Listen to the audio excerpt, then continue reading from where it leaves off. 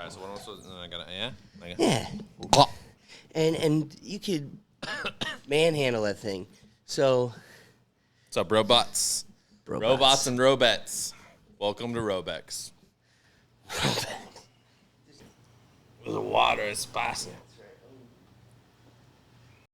All right, you ready? I'm going to introduce it and get us going. Do it. Well, let's get to it. So I love that term, think tank. Think tank. I mean, you know what a think tank is? Like, how's a think tank go, James? Yeah, you know they got cancel culture nowadays. You gotta watch what you say. It's getting real scary out here. Yeah, I don't think so. I don't know if I can take the conversation here, but we might as well. It's the Rethink Tank. Looks like you had a little bit too much to think here in the Rethink Tank.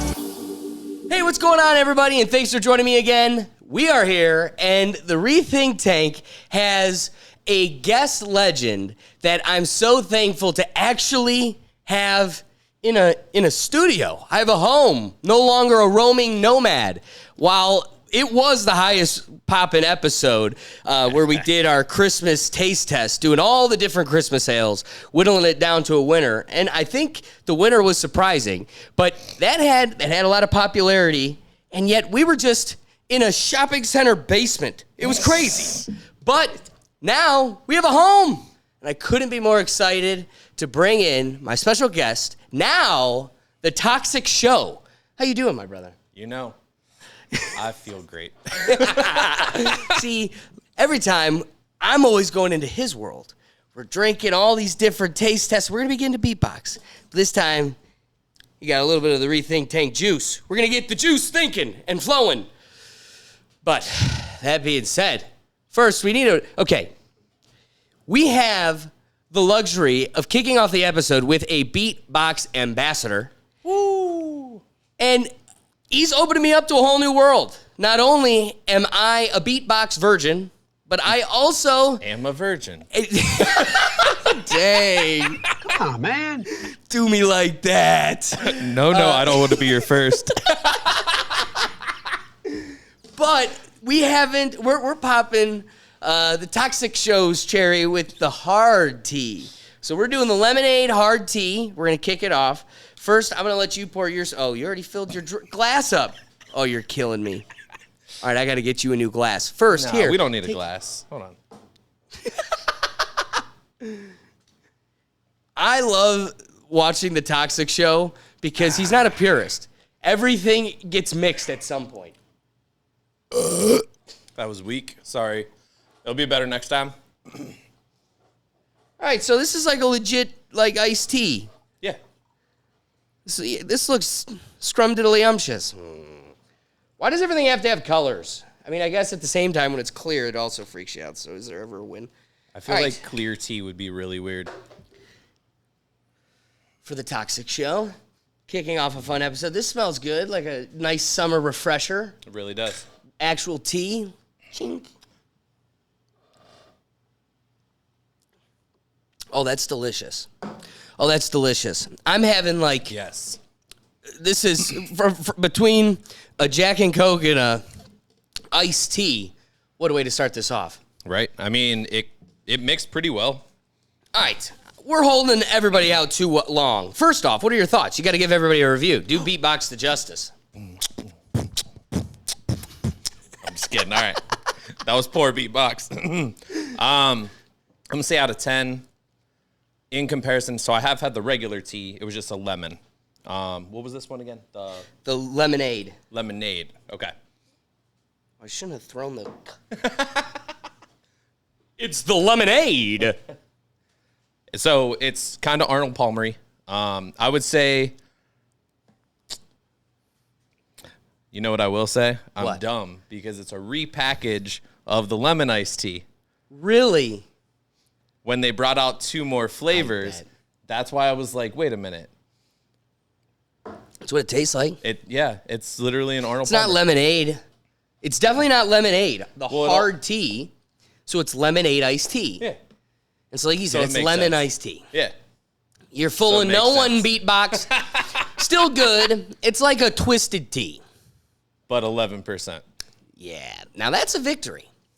But I don't want to hold you out too much. The theme of today's episode is Am I the Asshole? Oh, yeah.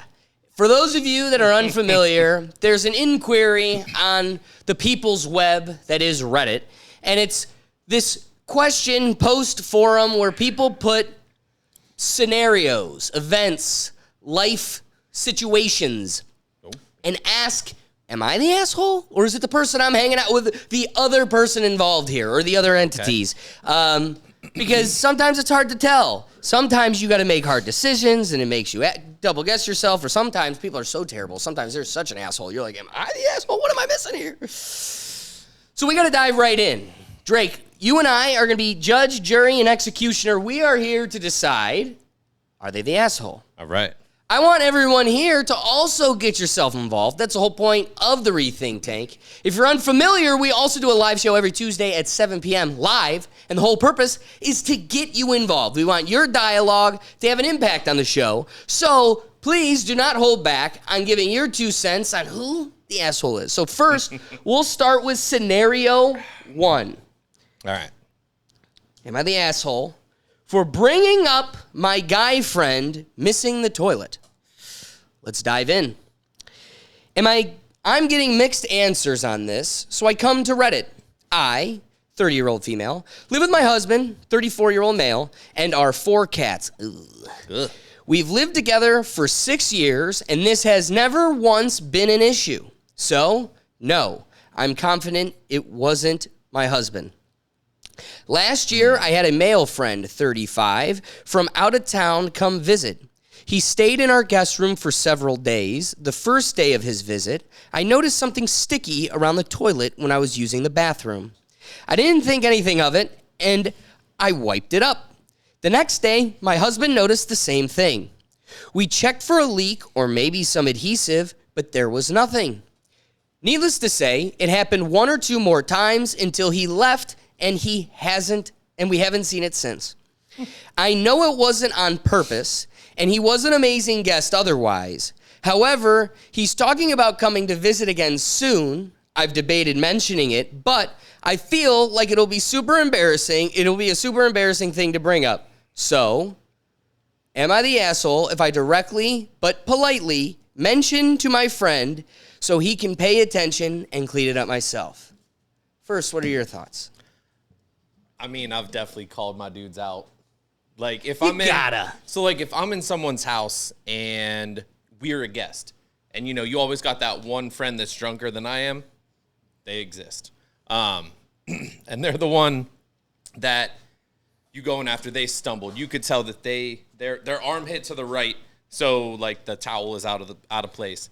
And then, like, they probably, like, kicked it up with their left foot and then just let it out while sending a text message, and then just turned around, zipped up, and walked out. Yeah. That's the guy that I'm going to call out. You gotta. But if it's just like a genuine mistake and you're like, I don't know if I want to grab toilet paper and wipe up some other person's, they'll be all right. How about this? I'm going to throw a scenario at you. First, before I even present my position. This story sticks out to me. It's a great one to start off with because the last episode, I got into it with my guest, this older gentleman that was very upset that this new generation had gender-neutral bathrooms at the rec center. Okay. Turns out that they were 2 single bathrooms. So all they were was a, toilet seat. Yeah. It wasn't like anything different or special. And there were 2 of them, both gender-neutral. The benefit I see is if you have a all-boys tournament, you don't have one just sitting there empty or an all-girls tournament. Anyway, the only argument and the crux of the whole piece, I'm flabbergasted because men are such pigs they dribble on the seat. Now, I guess I open the inquiry before I even dive in. Is it possible for men to not be swines and use a toilet without getting piss everywhere? I'm asking for a friend. It is possible. Oh, no. Come on, man. That means, I guess, I guess we can hold you accountable. So here's... I sit when I pee. It's okay. No, I'm just kidding. No. You know, I didn't say it at the time because I didn't think about it, but it's like, you're going at masculinity for not peeing all over the seat. And it's like, my dad, who's 6'5", would beat your butt. I'm being polite here. If you peed on his seat, I'm just telling you right now, I don't care how much of an alpha man you are, I will watch you quiver. Yeah. My dad, oh man, he's a guy that sits while he pees at his house. What are you going to say to him? You gonna say something? I dare you. I dare you, tough guy. I dare. So here's how I look at this situation. Am I the asshole? No, the real asshole here is the person that puts you in this situation and makes you feel like you have to say something. I leave it to akin to a friend that owes you money. Mm-hmm. You're put in this predicament like, am I the bad guy for asking for the money again? And at the same time, it's like, your friend's the bad person for putting you in a situation where you even have to ask for it.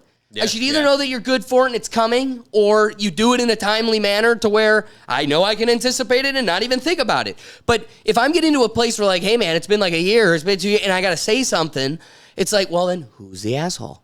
Right. So if I got to chase you down, this is the same thing. If I got to go, hey man, please don't pee all over my toilet because do you see a maid here?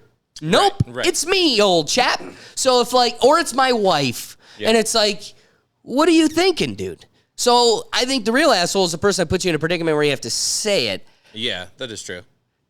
Here's the next question, follow-up. Do you wait until he dribbles again, or do you do a preemptory strike? And I don't know, that seems a little more you're more on the offense. He's going to take it a different way. Like, man, you've been brewing on it for this long. I think you give him a chance. First night of dribble, you go, bro, I thought it was you, and I know it's you now. Yeah, you got to be less of a pig, and I'd call you a pig. Oink, oink. Yeah, exactly. All right, so where do we come out? The friend's the asshole, right? Yeah, fair to say? Definitely. I feel like I need to do the toxic way and chug this down farther. It's just sitting here. Like you pound him. I gotta. I'm sipping. I know, but I'm trying to keep up with the cool kids. All right. Okay, so drop down in the comments what you think. Scenario 1, who's the asshole? Going to scenario 2.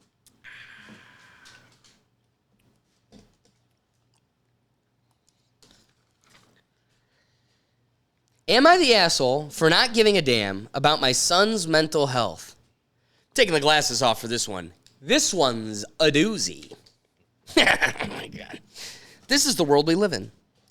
I have allowed my 27-year-old son to move in with me so he can save money for a house. I am not charging him anything, even though he has an excellent job.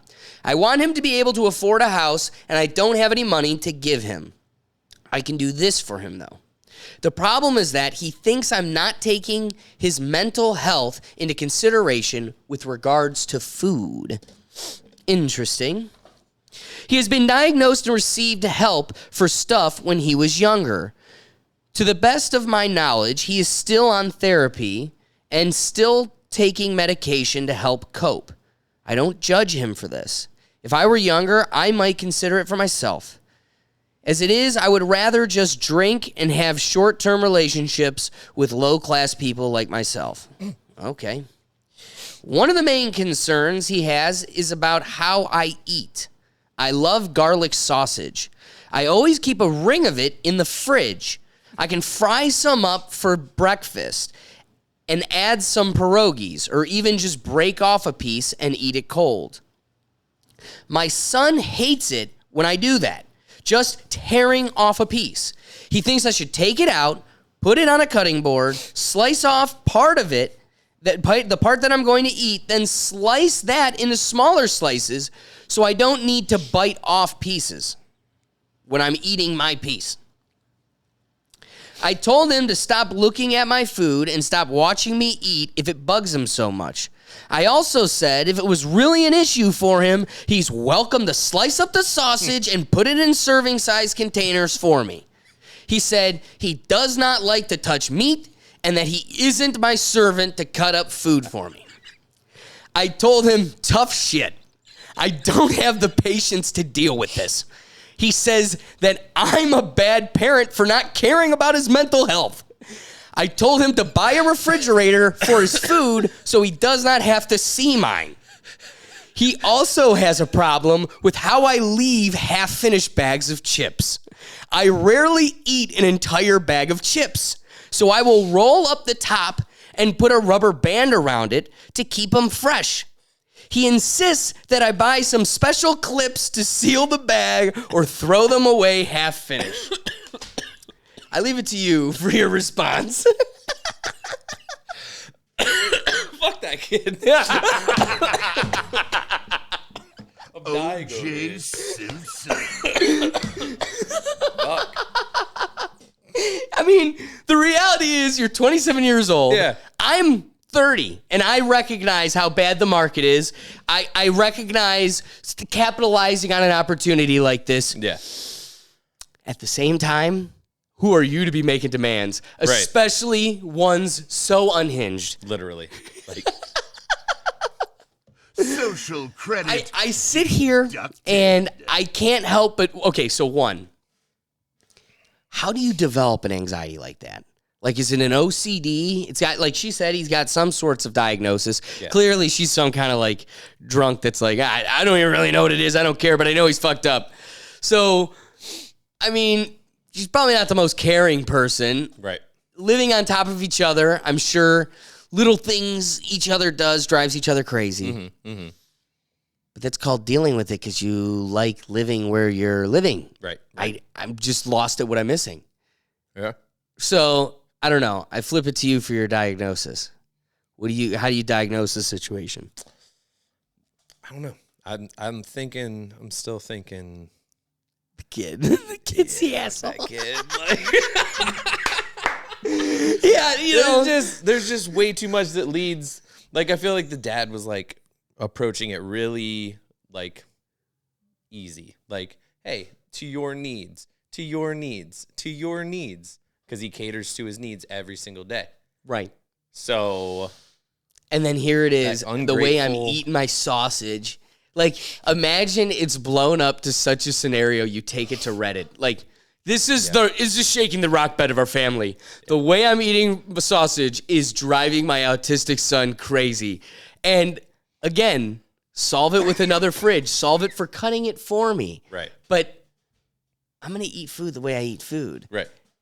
I think I'd be concerned if you're just like fisting sausage in a restaurant, just like,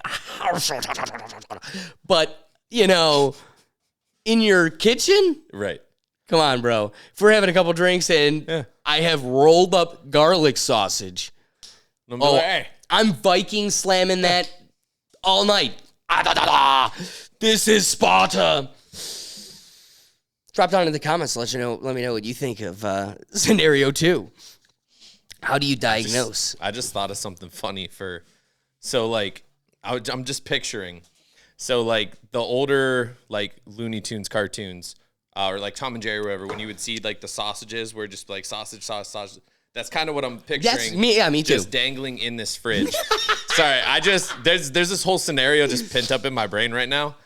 So I feel like the skin on the outside of that's pretty thin. Yeah. So, if that autistic kid really wanted to fuck with his dad, he could have taken like a knife and Split the built skin. and built a sculpture for his dad out of it. Because you think Dude. about it.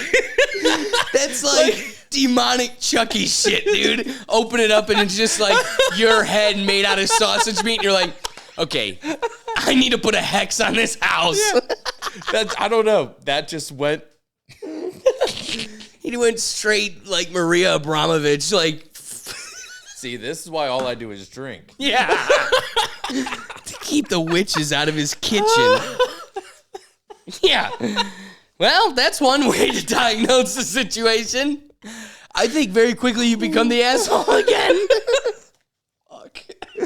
All right. Oh, Scenario 3. crying. Oh, that felt good. All right. Scenario 3. Am I the asshole for telling my nephew about his diagnosis against his mom's wish? All right, this one gets pretty serious. So Is there? Oh, because I'm gonna read this bad boy out. It gets. Okay. I have two scenarios The nice thing already. is, you being a parent will add another layer, another dynamic to this consideration. So I, a 19-year-old female, am the youngest of 5 siblings, and for full context, my brother Jay, 25, and I are adopted. We're the youngest 2. My oldest nephew, Alex, 15, is my best friend. He is the one I am the closest to in the family. His biological dad is not in the picture. His mother / my sister, 45, is kind of a helicopter parent.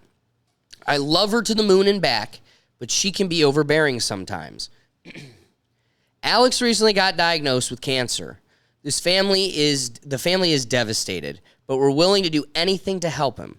The thing is, my sister didn't want to tell him that he had cancer. She thinks he's too young. 15. She thinks he's too young for this kind of news to be forced upon him. But this kind of news is literally inside him. I couldn't get how she would get him into treatment without telling him what treatment was for. She said she will figure it out and for the time being, tell him that he has some minor disease. While the family tried to reason with her, she wouldn't listen. And no one insisted on telling him that much because it's very difficult to have any sort of argument with my sister as she almost never budges. The whole family and her husband, Alex's stepdad, said that even though they all think that Alex should know, at the end, it is her call. Jay and I disagreed to this, but we didn't say anything to anyone at the time. We decided amongst ourselves that I should tell Alex as he deserves to know. My sister was being unreasonable and would never ever tell him if it was up to her. So, yesterday, Jay and I visited while she was at work. Jay distracted the brother-in-law and their kids while I talked to Alex and told him. I also told him that it was caught on a much earlier stage and treatment would be easy. He took it as good as any teenager can take that kind of news. We left before our sister was back. She called me in the evening and was mad at me, reasonably, for telling Alex behind her back. I didn't say anything to her except that I thought he deserves to know. Then my brother-in-law texted me and said how wrong it was of me to not listen to my sister. He said that he wanted to tell him too, but he couldn't break that boundary that his wife had established, and I shouldn't have either. My parents also are mad at me, mad at us right now. Our other brothers aren't mad, but say we should have at least waited as all of them were trying to make my sister understand. Now I'm feeling like we are the assholes because we took the matter in our own hands. I feel bad for hurting my sister, but at the same time, I still think she was being unreasonable. Am I the asshole? Now, there's a couple updates that I want to throw in here to get the full picture. There are many comments, and I can't reply to everyone. There are mixed judgments, and I'm still as confused as before. Jay and I talked to one of our older brothers an hour ago. He told me he had talked to our sister. She is still mad at us for going behind her back, but now that Alex knows, there could be an open and honest conversation. Also, Alex doesn't know about the conflict, so I guess that is good. My parents are also mad at us and are also not mad at us now, and while they think we acted immaturely, we did it with the best of intentions. Finally, thanks to all of you for the prayers for my Alex. He will kick cancer's ass. I'm going to meet him in an hour. I have been talking to him, and he seems fine for someone who got to know he has cancer 2 days ago. The heat is down with the rest of the family members, but not with my sister. I want to call or text her. I just don't know what I would say, and I need to figure that out first. Many of you suggested that she may be in denial or maybe dealing with some mental health issues. I will talk to my brother-in-law or anyone else about it and see if we can figure out how to get her some sort of help if that were to be the case. I love her and want the best for her and Alex. Thank you to everyone, blah, blah, blah. So, who's the asshole? I think the asshole is the mom that wasn't telling the kid. Woo! 100%. 100%. Okay, elaborate. Because if I was that kid and someone held something back from me, maybe not at that moment am I going to really notice it or whatever, but like, you know, if I'm if I'm my teens and then it like snuck up my throat. Yeah. Woo. All right, so if I'm in my teens and like I find out, you know, in my 20s, obviously I already knew at that point. But like my parent doesn't tell me. So at that point, as that kid, you would have wished someone would have been the quote unquote asshole and told you what your mom wanted. Yeah, true. So I feel like whether at that moment it was the asshole move, the way that it impacts the child is the asshole move. So if like that, so I guess it can kind of lead to both. Both are the asshole and aren't the asshole. Because this one, who knows how, does it say how long they knew? it doesn't. It Okay. doesn't really allude to how So- long they were holding it out. This could have been Well, one again, day. having multiple conversations with family members, it could have been one day. So let's, in the worst case scenario. We'll say a week. Yeah, that sounds right. And I mean, multiple conversations could be, I called my sister once, I called my mom once, I called my dad once. Yep. That's 3 conversations. So it could have been just, she found out a day ago and was trying to figure out how to say it. But then the sister knew and is like, well, why haven't you told him it? You've been with him for 24 hours. Like, what are you doing? Like, why are you doing this? You know, and then a day later, she's like, blah. Whereas like the mom actually might have been trying to figure out a way to say it if that's the scenario. So it all Let's just agree. depends on- The sliding scale for evaluating that is how much time it was. Like if it's been like a month and you've got cancer brewing in this kid, You tell that kid. screw you. That's yeah. Like But if we're a day, Yeah. a week, a week's I'd go still a week. fresh. I'd go a week as But like after the a week, maximum I start threshold. thinking about it because at the same time, 15 Yeah. ain't a baby. Like, I don't know if you've ever heard of this thing called Ronald McDonald House, but like, there's babies going through like some Right. really tough shit, Facts. and they know what's going on. Right. And the truth is, a child, an 8-year-old, isn't gonna really grasp what cancer is beyond Correct. I'm sick. Like, Right. we get it because we've lived with the ramifications for 30, 40, 50 years, your whole life. You've Yep. seen people come and go, struggle with this thing. They haven't seen those struggles. To them, it's just like any other sickness, and they take the medicine or, you know, whatever diagnosis or Yeah. I guess what prescription they Yeah. you know give you. They take it day by day. Like they don't know.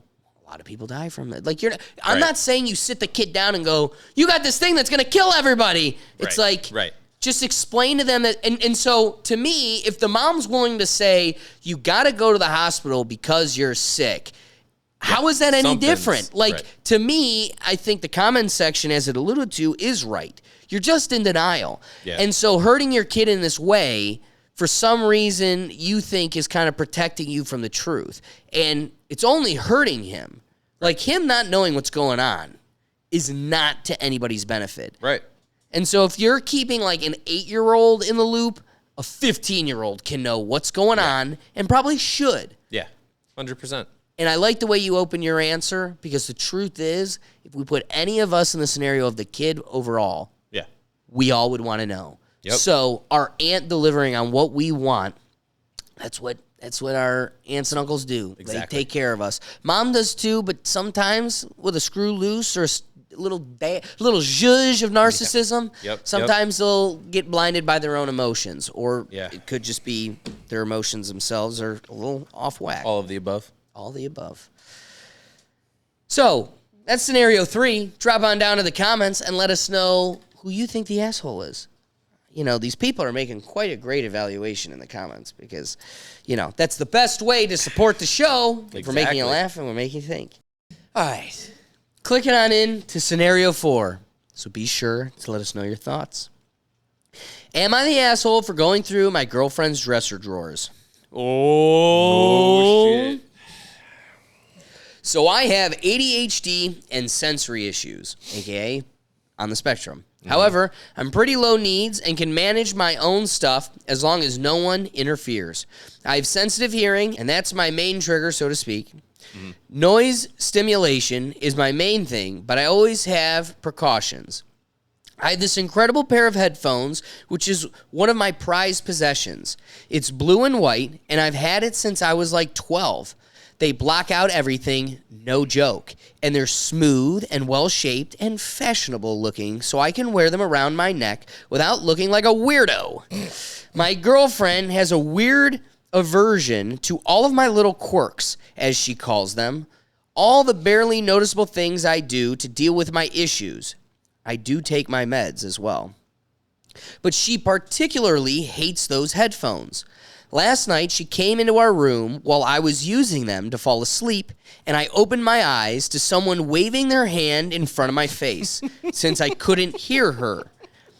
She was even more grumpy than usual about the headphones, but I thought she'd gotten over it after I set them aside on the bedside table, and we talked to sleep. This morning, I woke up to them gone. I searched the whole house for them, despite being sure of where I left them, and then asked her if she'd seen them. She told me no, but there was something about her voice that made me suspicious. I waited till she went to the shower and went over to her side to see if she had taken them. Lo and behold, in the first drawer, there they were. I was furious, and I waited until she came out to confront her. But the second she saw the headphones, she started yelling at me about how could I violate her privacy like that and what a terrible boyfriend I was. I don't quite know how it happened, but I ended up apologizing and then making her a coffee to make up for it. She's gone to class and I'm confused again. Surely this was her fault? Or am I being dumb? Am I the asshole? And he's a 19-year-old university student. Dude, your girlfriend sucks. I can't believe that this is real life. I know. Like straight up, I would. No. Don't take my headphones. Right? So, okay, here's the carrying capacity, right? This is the wall. If you cross this is the line. Yeah. If you break into her privacy and those headphones are not there, you're cooked. You're cooked. You're the bad guy. No, because you were looking for your headphones. Yeah. Because but hold on. But okay. if all of your clues, like that's what I'm saying. Like you need to be so confident in your investigator, that it's got to be there, right? Yeah. Like, okay, I'm going off of she sounded weird when I asked her. Yeah. We have 4 rooms in this bitch, and I've checked every millimeter. Yeah. And I fell asleep with it next to me. It's not in the bed, not under the bed. And I know she's got it in for him. Yeah. Okay. First off, if you looked, no one's really going to know. But of course, you're not supposed to be going through your girl's knickers. But you better hope they're there, dude. Because if they're not, you did a wrong-o. But if they're there, you're right. And you can't be apologizing. Well, and there's so many different aspects to how this could go. Like, how deep in the underwear drawer were they? Like, were they buried? By the conversation story, I'm taking it right on top. They're right on top. Right on top of the drawer. No. Right. I'm telling you. I bet you he opened it and it was sitting right there. Oh, yeah. Remember, he could fit him around his neck and he looks cool. Not like a weirdo. Perfect. You're now talking to this guy. So, when I have my headphones on, my sensory issues go away. Hug me. Hug me, please. If you were wondering. Wait a second. And we got to double back. How do you not have patience for the little things that he has to deal with? Like, it's not just the headphones. And again, So my dad, it's just that time in life, man. I love him, but we're getting old. I'm getting old, which means Pops is getting old too. Yeah.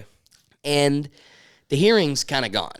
Okay. So he, for a while now, has been wearing like big Beats headphones that connect to the TV, and that's how he watches TV. That's cool. He wants you to watch the Browns game with him. But then, like, he there's no point. And, like, that's like me watching the Browns game with this monkey. Monkey, what'd you think?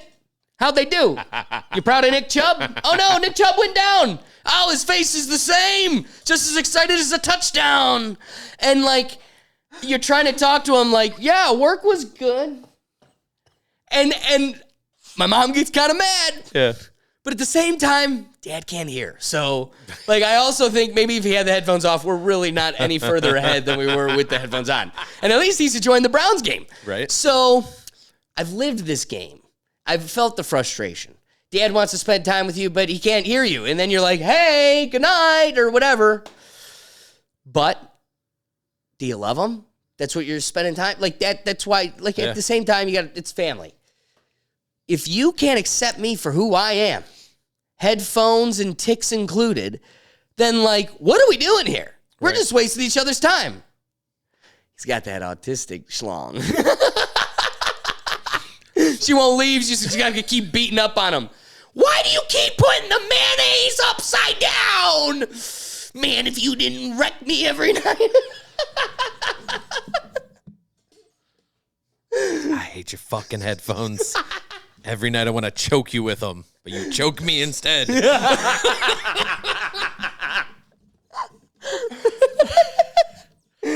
I mean, so far, to me, they've been pretty clear.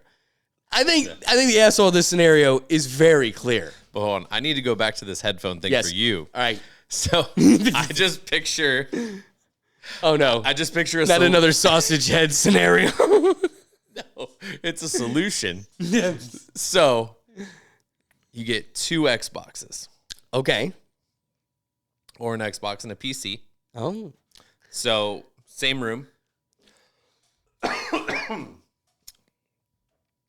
Realistically, all he needs to do is have the game on with the game coming through his headset. True. You then adjust the slider for your party chat between you and him so he can hear you and he can respond. Because you can And adjust watch the game. that you're higher than the game, but only when you talk. Oh, my goodness. You Dun, just... dun, dun, dun, dun, dun, dun. And like that, the Toxic Show brings families together. Once again, family time, crying over the Browns is reunited. It can be shared. And then you can watch it at a different place with him and he can hear you too. True. Oh, my goodness. My mom's going to be playing Xbox. She's going to become a new Fortnite master. David! Give me another 50 pot. Why'd you shoot me? I don't even know what your mom sounds like, but it's... Mommy milkers. All right. So, that being said, not only did you save the family, but bringing up the Browns. Yeah. Just before we get into the next scenario, I got to ask, what do you think? What do you think of the prospect going into this new season? I think we're going to wipe the floor with the Cowboys at 4 p.m., baby. Oh, yeah, baby. I am very excited for that. Yep. And then other than that, who knows what the rest of the season's going to be. But The sad part is that we had to prepare a roster for a Deshaun that will at least be out 2 games. That's our team. The guy that we gave $350 million, we have to anticipate being out at some point. So we just sit there and pray that Batman comes back and Nick Chubb can humble some people. right. Because Chubb is back, yes. Well, he's still Ish. rehabbing. We're going to find out. It'll hopefully be sometime during the season. But first game is going to be a tough one. Okay. That was their initial anticipation, but it's a legit, like it's a lot to overcome. If it makes you feel better, from some of my Cowboys fans, they said this is the worst team they have ever had. Good, So, good. Prepare to be humbled and that's what I smeared in the told my Browns buddy. bowl. I'm like, oh, okay, cool. We will rub your. And there, he was like, the Browns have never beat the Cowboys. Watch it. And I looked at it, I think it was one other time. Because we were looking up. Here. Did you watch the roast of Tom Brady? Oh my gosh, how amazing was that? They did amazing. There was only one bad set in it. Who Who do you think? Mine's the she person. Randy Moss. I didn't think that was terrible. It wasn't good.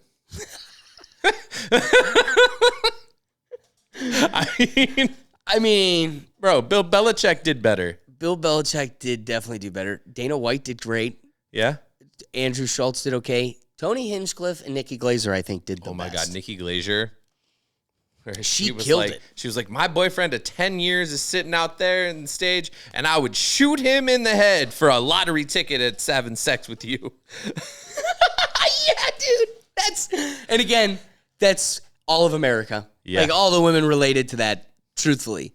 So the Browns have played the Cowboys 32 times since 1960 in franchise history, including 3 postseason games. Cleveland leads the overall series 18-14. Woo! So eat that. Let's eat that. go. Who's America's real team? Beatbox. No, it's the Indians.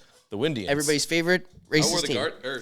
I wore the Cavs. Cavaliers, I bet you they're being crushed right now. Is that tonight? Are we getting? Let's get a live update, even though they already know what happened. It's 52-58. We're doing better at halftime than we would expect. Halftime, 52-58. Good timing. Let's hope. Because we have to win today to go any further, right? Oh, yeah, it's over. Yeah, it's over that's if we why, lose this. All right. It's crazy. But I wore it for you. I was going to wear my Guardian shirt. Good thing you didn't. I know. Good thing you because didn't. we're the Indians. You would have hurt me. No, I don't own anything that says the word Guardian. Oh, okay. That makes me feel better. Yeah. I only buy the new ones that have the C. Okay. Which is close enough. Yeah. So, but I have one. It's like lime green, so kind of like this, and lavender. I almost wore that That's one, sweet. but I don't know. But This you just had to represent no. I meant the for double hat. team. Oh, that's a hat. Oh, that's a sweet Oh hat. yeah, that's a hat. That's a sweet hat. I got it straight from New Era. I was like, yeah, I have to have this shit. Bold move, kind I of. want that on a hat. Yes, dude. Coming soon. All right, so we're going to go on to scenario 5. But first, you got to drop down into the comments to let us know who was the asshole in the last one. Again, I thought it was pretty clear, but y'all sometimes be wildin'. All right, scenario 5. Am I the asshole for being mad at Taylor Swift concert situation? Weird title, but let me explain. Okay. Around a year ago, me and my wife planned a trip for later this year to go see the Eras Tour in another state.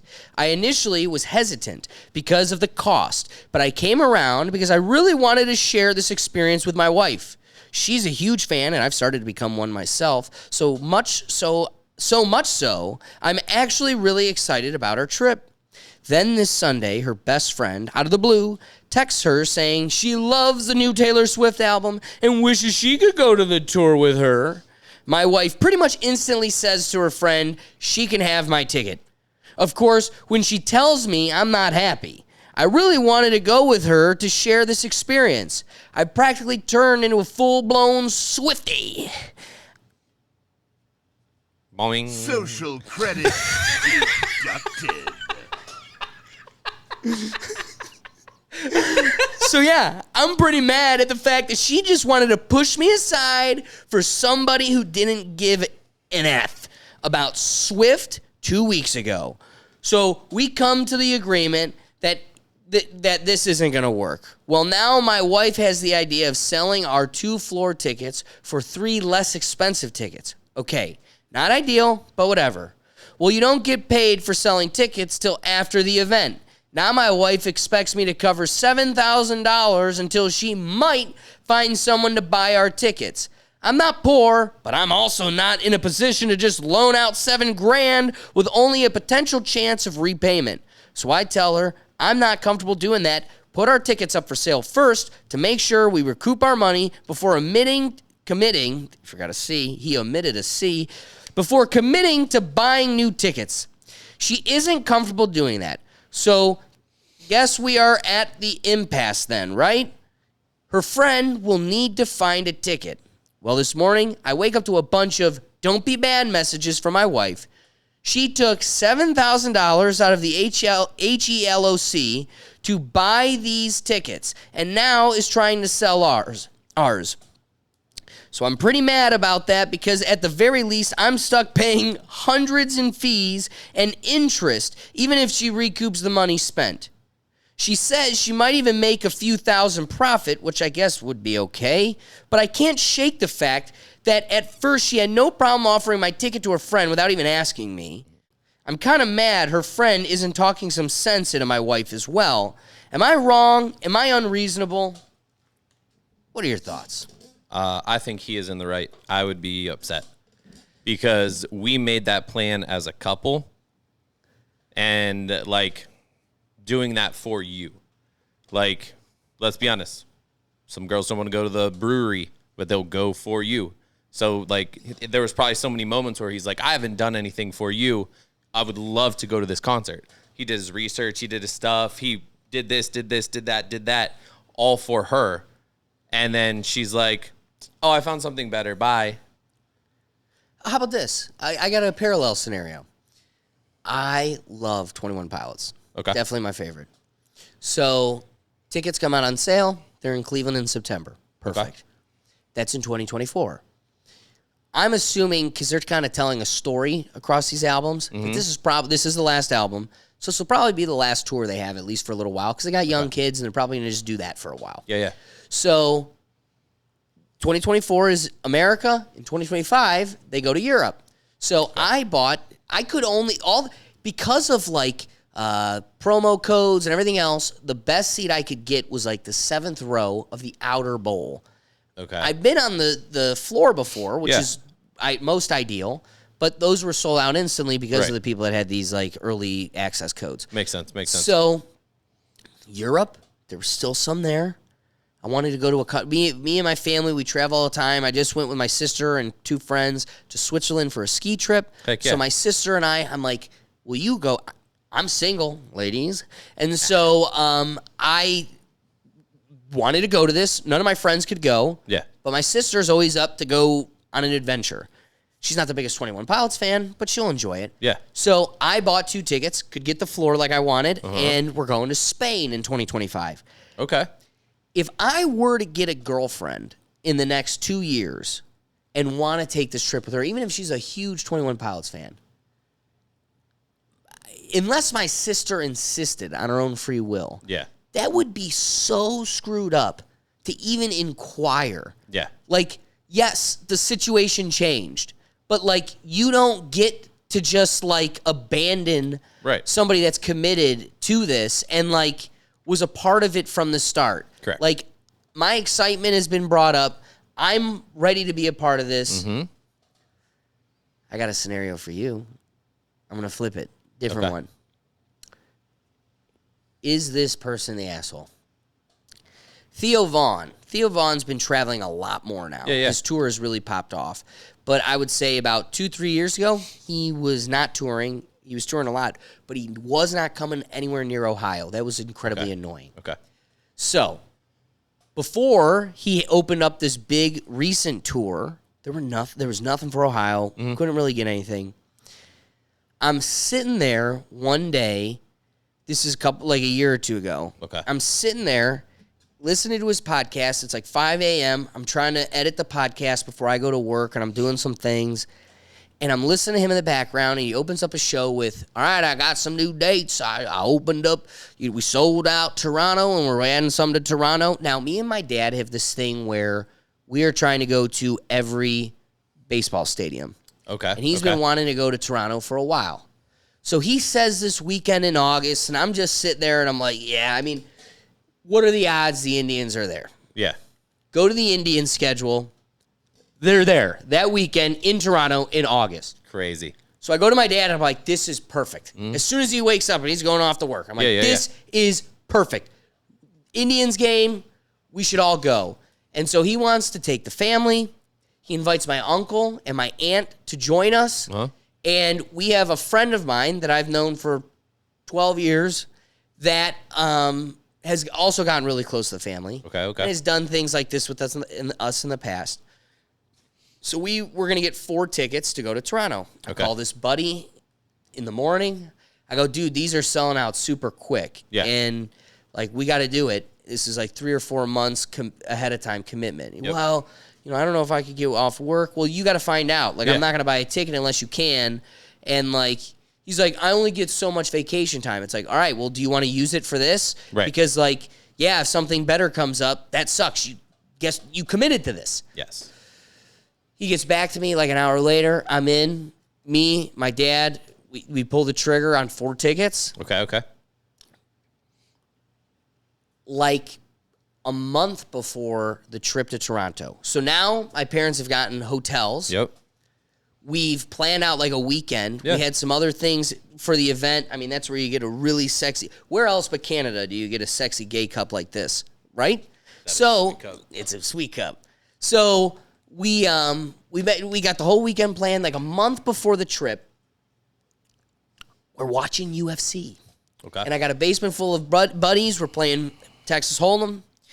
And Theo Vaughn pops on the TV, right? Because he goes to these things all the time. And so Theo comes on the TV. And I go, oh, it's Theo. I'm going to be seeing Theo in like 3 weeks with And goes, oh, shit, I shouldn't have said his name. It's beeped. And he goes, well, you know, I've been meaning to tell you, and then my friend across from him, who's a producer here, like someone I love and know, he's like, yeah, we've been meaning to tell you, I'm gonna be going now, and I'm like, wait, what?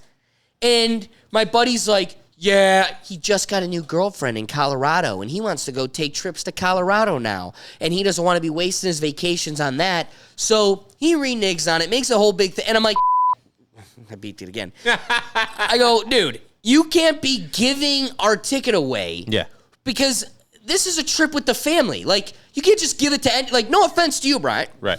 Beat that out too. No offense to you, but like, I love you, but this isn't my trip. This is kind of a whole family trip, and they kind of put this whole thing together, and you can't just give it to anybody. Like, we kind of have to have some say in this, especially if we're going to, I don't know, another country. So, that all being said, made it out to be like, you know, I was making it out to be something that it wasn't, and totally glossed over. We absorbed the cost of the ticket. There was literally just a seat that sat there empty when all the dust settled. It caused a lot of fights between me and my family because I was trying to suggest a different friend to take it, and they're like, no, like at this point it's just a family trip. That was the whole point to begin with, and why do you need a friend? And then it was turning into something that, and I'm like, you created this whole scene and scenario through some sort of like narcissism that you're still blinded to. God bless him, still love him, hang out with him, but it's like still no remorse, no like. So am I the asshole? What am I missing here? I don't know. What do you think? I don't know. I feel like he's definitely the asshole. Like 100% he's the asshole. Because I feel like he at least knew, we're going to say midway through. Because if this came across 3 weeks, that's 3 weeks prior to that, he probably was already thinking of ways to not. Yeah, right, fair. So if he would have just confronted you on July 12th, and just been like, hey man, me and this girl, we've been together about 2 weeks now. I'm really digging the vibe. I know you really wanted this to be a family trip. How would you feel? I've got a couple scenarios for you. Don't worry. I'll still cover the cost of those tickets because that was what I was. You would that think was what I about was that, there right? for. So like, I can either just not come.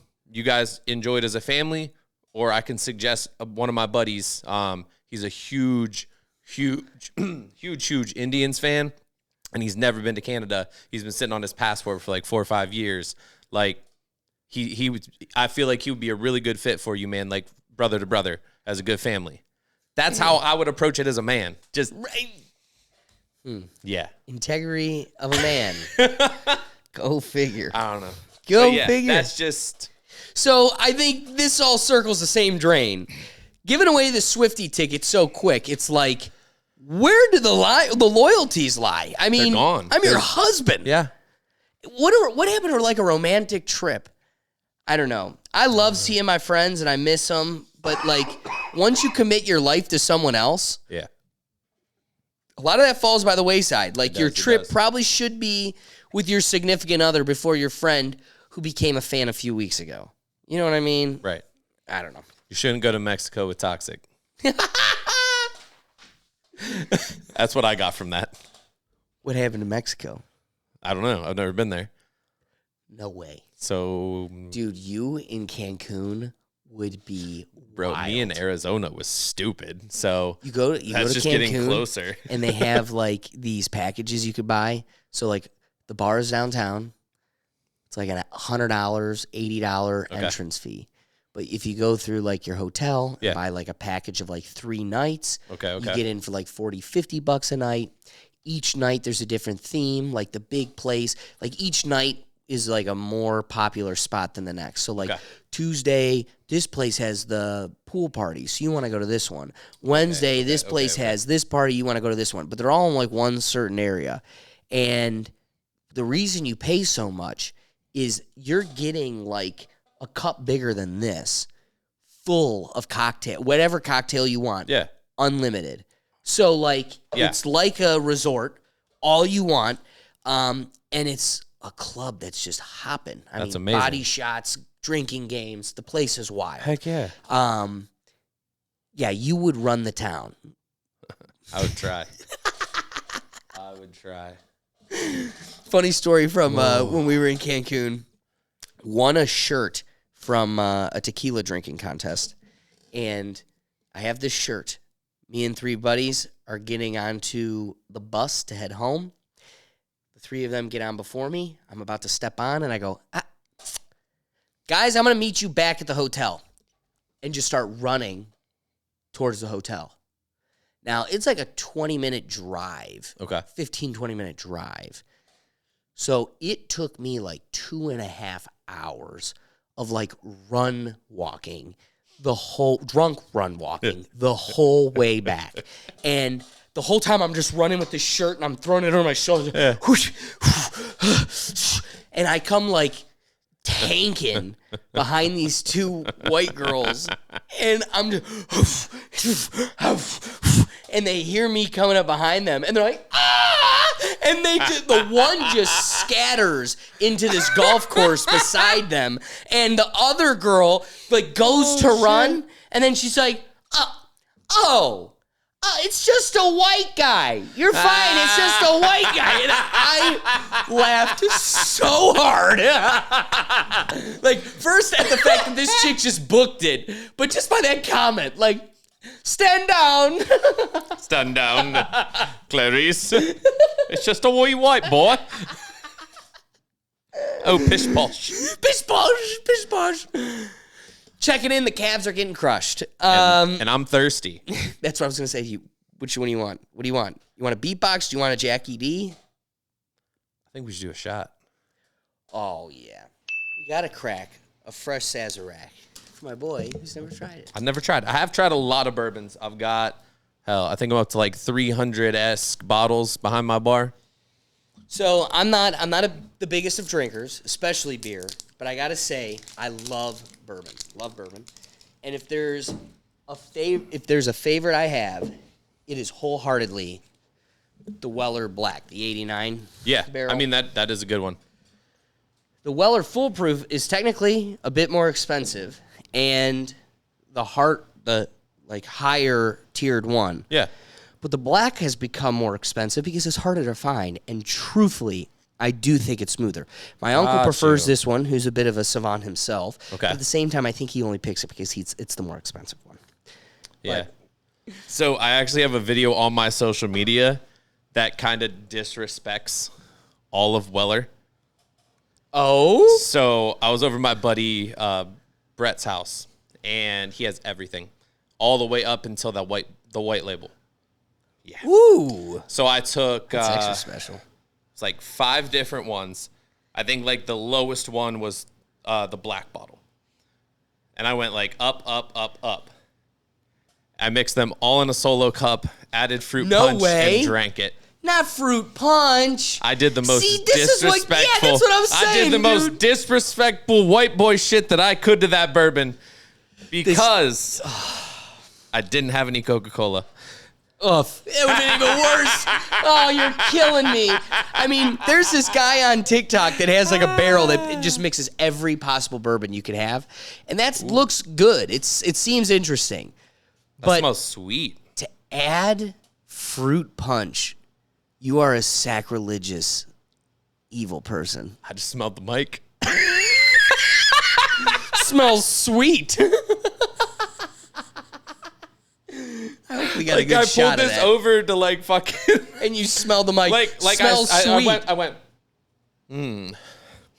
Like, for those of you who missed it the first time. All right.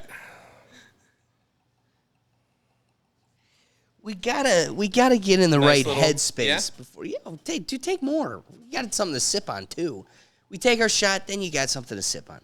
Because trust me, you'll enjoy this. Is it just me or is it crooked?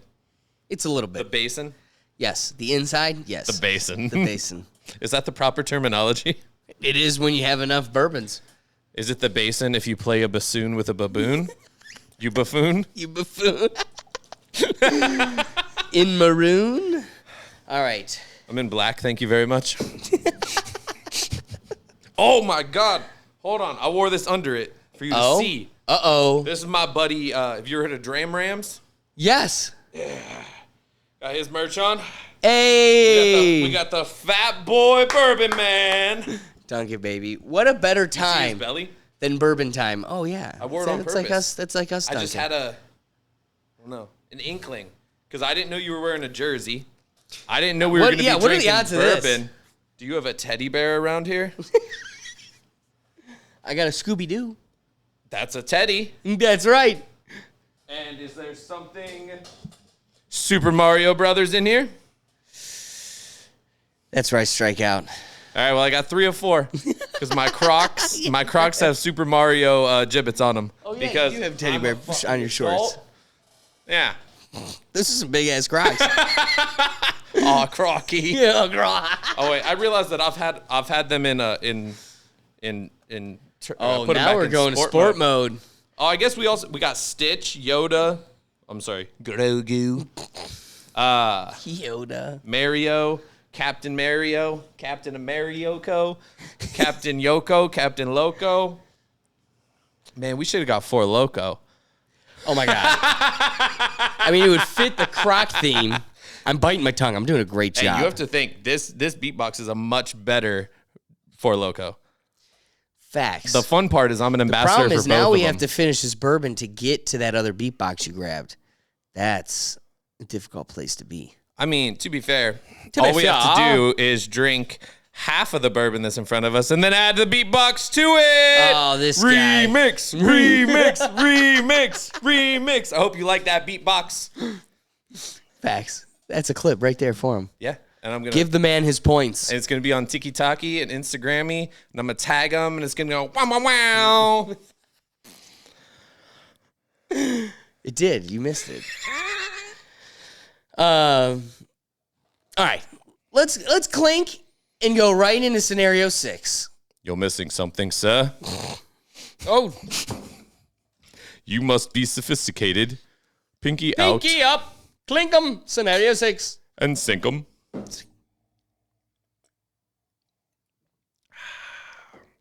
Oh, you had me chug it. So I must say, on a delicate scale, I really get the amber.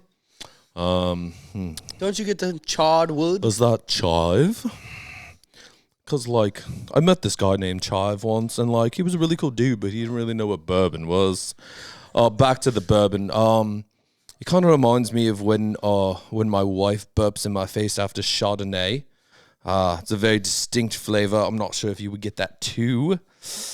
A little bit of maple for that sweet, sweet finish. And a little bit of Satan for the burn. I can taste the Satan. Bet you can. Social credit. I don't know what that voice was.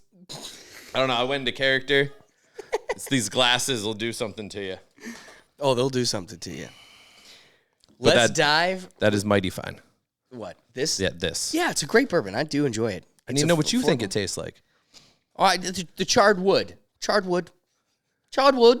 Everybody loves a little bit charred wood.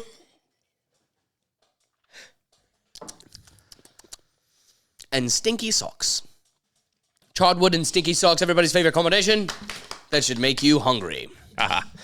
Scenario 6. Dive into the comments to let us know what you believe. Am I the asshole for siding with my friend's teenage daughter over her? This one gets a tad bit spicy. So a few nights ago, I go over to hang out with one of my friends after work. It's me, her, and her 17-year-old daughter. From the moment I got there, I could tell there was some sort of tension between the two of them, but neither one of them was really mentioning anything going on. After only 20 minutes of putting up with the weird, awkward tension, I finally just ripped the Band-Aid off and asked what the hell was going on between the two of them. Mom, she's mad at me because she broke her phone and I won't replace it for her. Daughter, I didn't break my phone. My phone got broken. That's not the same thing. Mom, whichever.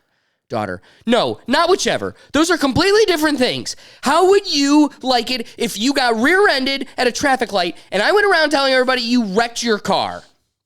Me, she's not wrong. Daughter, she's acting like I did this on purpose. I've had the phone forever and it's never had so much as a scratch. Me, you have had that phone for a long time. Wasn't it like an iPhone 7?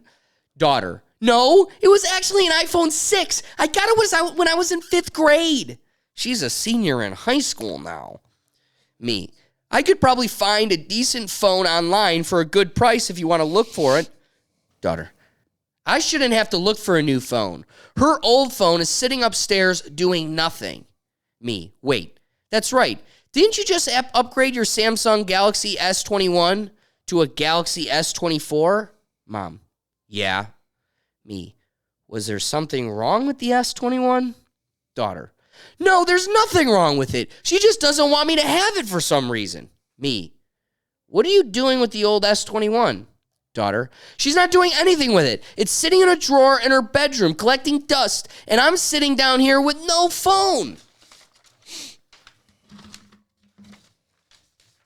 Mom, I'm keeping it as a backup. Me and my daughter both give her the side eye. Me and the daughter both give her the side eye. Me, really? Do you ever need your S8 again when you get the S21? Or the S5 when you get the S8? Or the S2 when you get the S5? Mom, she'd still have a phone if she took better care of it. Me, are you effing serious? She had the phone for like half of her life. It's never so much as a scratch on it before this happened. Mom, you know what? This isn't even any of your business. Daughter, I'd bet you think it was his business if he was taking your side right now. Mom, shut your mouth. Me, hey, there's no need to get nasty with her. Mom, you can shut your mouth too. Me, you could go straight. This is what's written.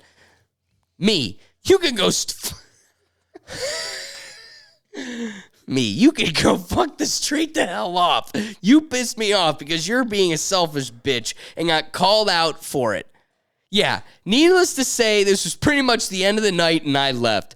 So am I the asshole for siding with the daughter over her? I mean, here's the truth. That shouldn't even be the question. She's a dick for what she said at the end. You know what? I'm gonna peel your muffin cap back blue. You no good motherfucker. I gotta tell you, dude, I put myself in the shoes of like, come on, let's be real. You're never touching that old phone. It's good to have a backup, but maybe when you need the backup, take it back from your daughter if you gotta be that selfish. But at the end of the day, you could probably just get a new phone. Are you ever going to go back to an old phone like that? How old's the daughter? This never gets brought up. All it talks about is... She's a senior. She's a senior in high school. She's had the iPhone 7 since 8th grade. So again, she's had it for like 4 or 5 years. Okay. And the truth is... So what doesn't make sense to the... I work at AT&T. Okay. So this is what isn't mathing for me. Do the trade So in. if she had an if she had an iPhone 7, That's cracked. she would have had an iPhone 7 for 4 to 5 years. 7 years. No. She probably bought it Before- from her mom or bought a refurbished one or an old one. But I'm saying but if mom has a 24, 24s came out 3 months ago. Right, and she's got now a 21. Sure, it's Which sitting makes in the sense in the drawer, 3 years. That which is makes a sense. good phone still. But she would have had to trade that 21 in to get the 24. She could have, or Okay. she could have paid more Yeah. for her phone. No, yeah. Like Or she I've could have done bought it that. straight from Samsung. Where when Yeah. I walk into Best Buy or I got an AT&T, and they go, "We're only giving you so much." Yeah. It's so little anymore that I go, pound rocks. Yeah. This is a $1,500 phone. I'm gonna keep the phone in the off chance I break it and need one. Yeah. Versus, because in that chance where I need something to hold. So let me tell you a story. I go to Austin, Texas for my buddy's bachelor party. Okay. I had an iPhone 14 for 11 months, 10 months. Yeah. And I paid it all up front because, man, wouldn't that have sucked if I still had payments on a phone that I didn't have anymore. I paid it all up front. Mm-hmm. We rent a boat on the last day, so I made it the whole trip. Bachelor party in Austin. Great time, no problems, nothing. Yeah. Last day, we're on a pontoon on the lake with all the people. It's this giant water party. Spend the whole day, no problems. We start heading back. We're getting to the dock, and I have my phone. So my phone has been away. Like I don't want it anywhere near a risky situation. Yeah. And everybody, now we're docking. We're heading towards the dock, and everybody's like shuffling things around. They're like, hey, grab this, pass that, do this. And somebody was like, hey, Gurgat, scan his QR code and tip him for us. So I get tasked with having to do this. I do that. Pull my phone out like this. We hit the dock. Ba-boomf. And my phone just floop right over the side. And we all just look at each other like, Fuck. yeah. Yeah. Yeah, dude. There's no censoring that. That's like a whole. Yeah. Like there's $1,400. No right other down words there. can even like come out at that $1,100 point. You're like, was the 14. So $1,100 right to the bottom. Didn't get my money's worth. At least I paid for it. Thank the God above. My iPhone X, still old, right? That one I've had for 5-6 years, longer. That I could still at least hold me over. And to me, I was like, let's get through the end of, the year. And I'll buy a new one for $1,500 now. So it's like these things are like a car payment. These are legit devices. You can't just throw money away. Yeah. So I see the situation where, yeah, we'll give you $400 off your $1,500 phone. And you're like, pound rocks, because if I lose this phone, I gotta pay $700 for a shitty phone, and I got no benefit why from you gotta- giving it to you. that's why you got to buy protection, my guy. Oh, that's it. That's the big Well, no, seller. I'm not gonna lie. I'm gonna use your story in customers' homes and say that it happened to me.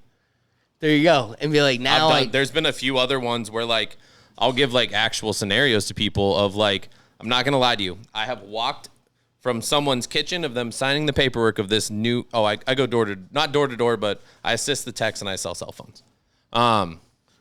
So it makes sense why I'm in people's houses. does it, or are you looking for the guy's headphones and ladies' Dun, knickers? dun, dun. The world will never know. So, like, after you sign your paperwork, second that you've hit checkout, if you didn't put protection on that plan, I can do zero for you. This person then did this. Was like, have a great day.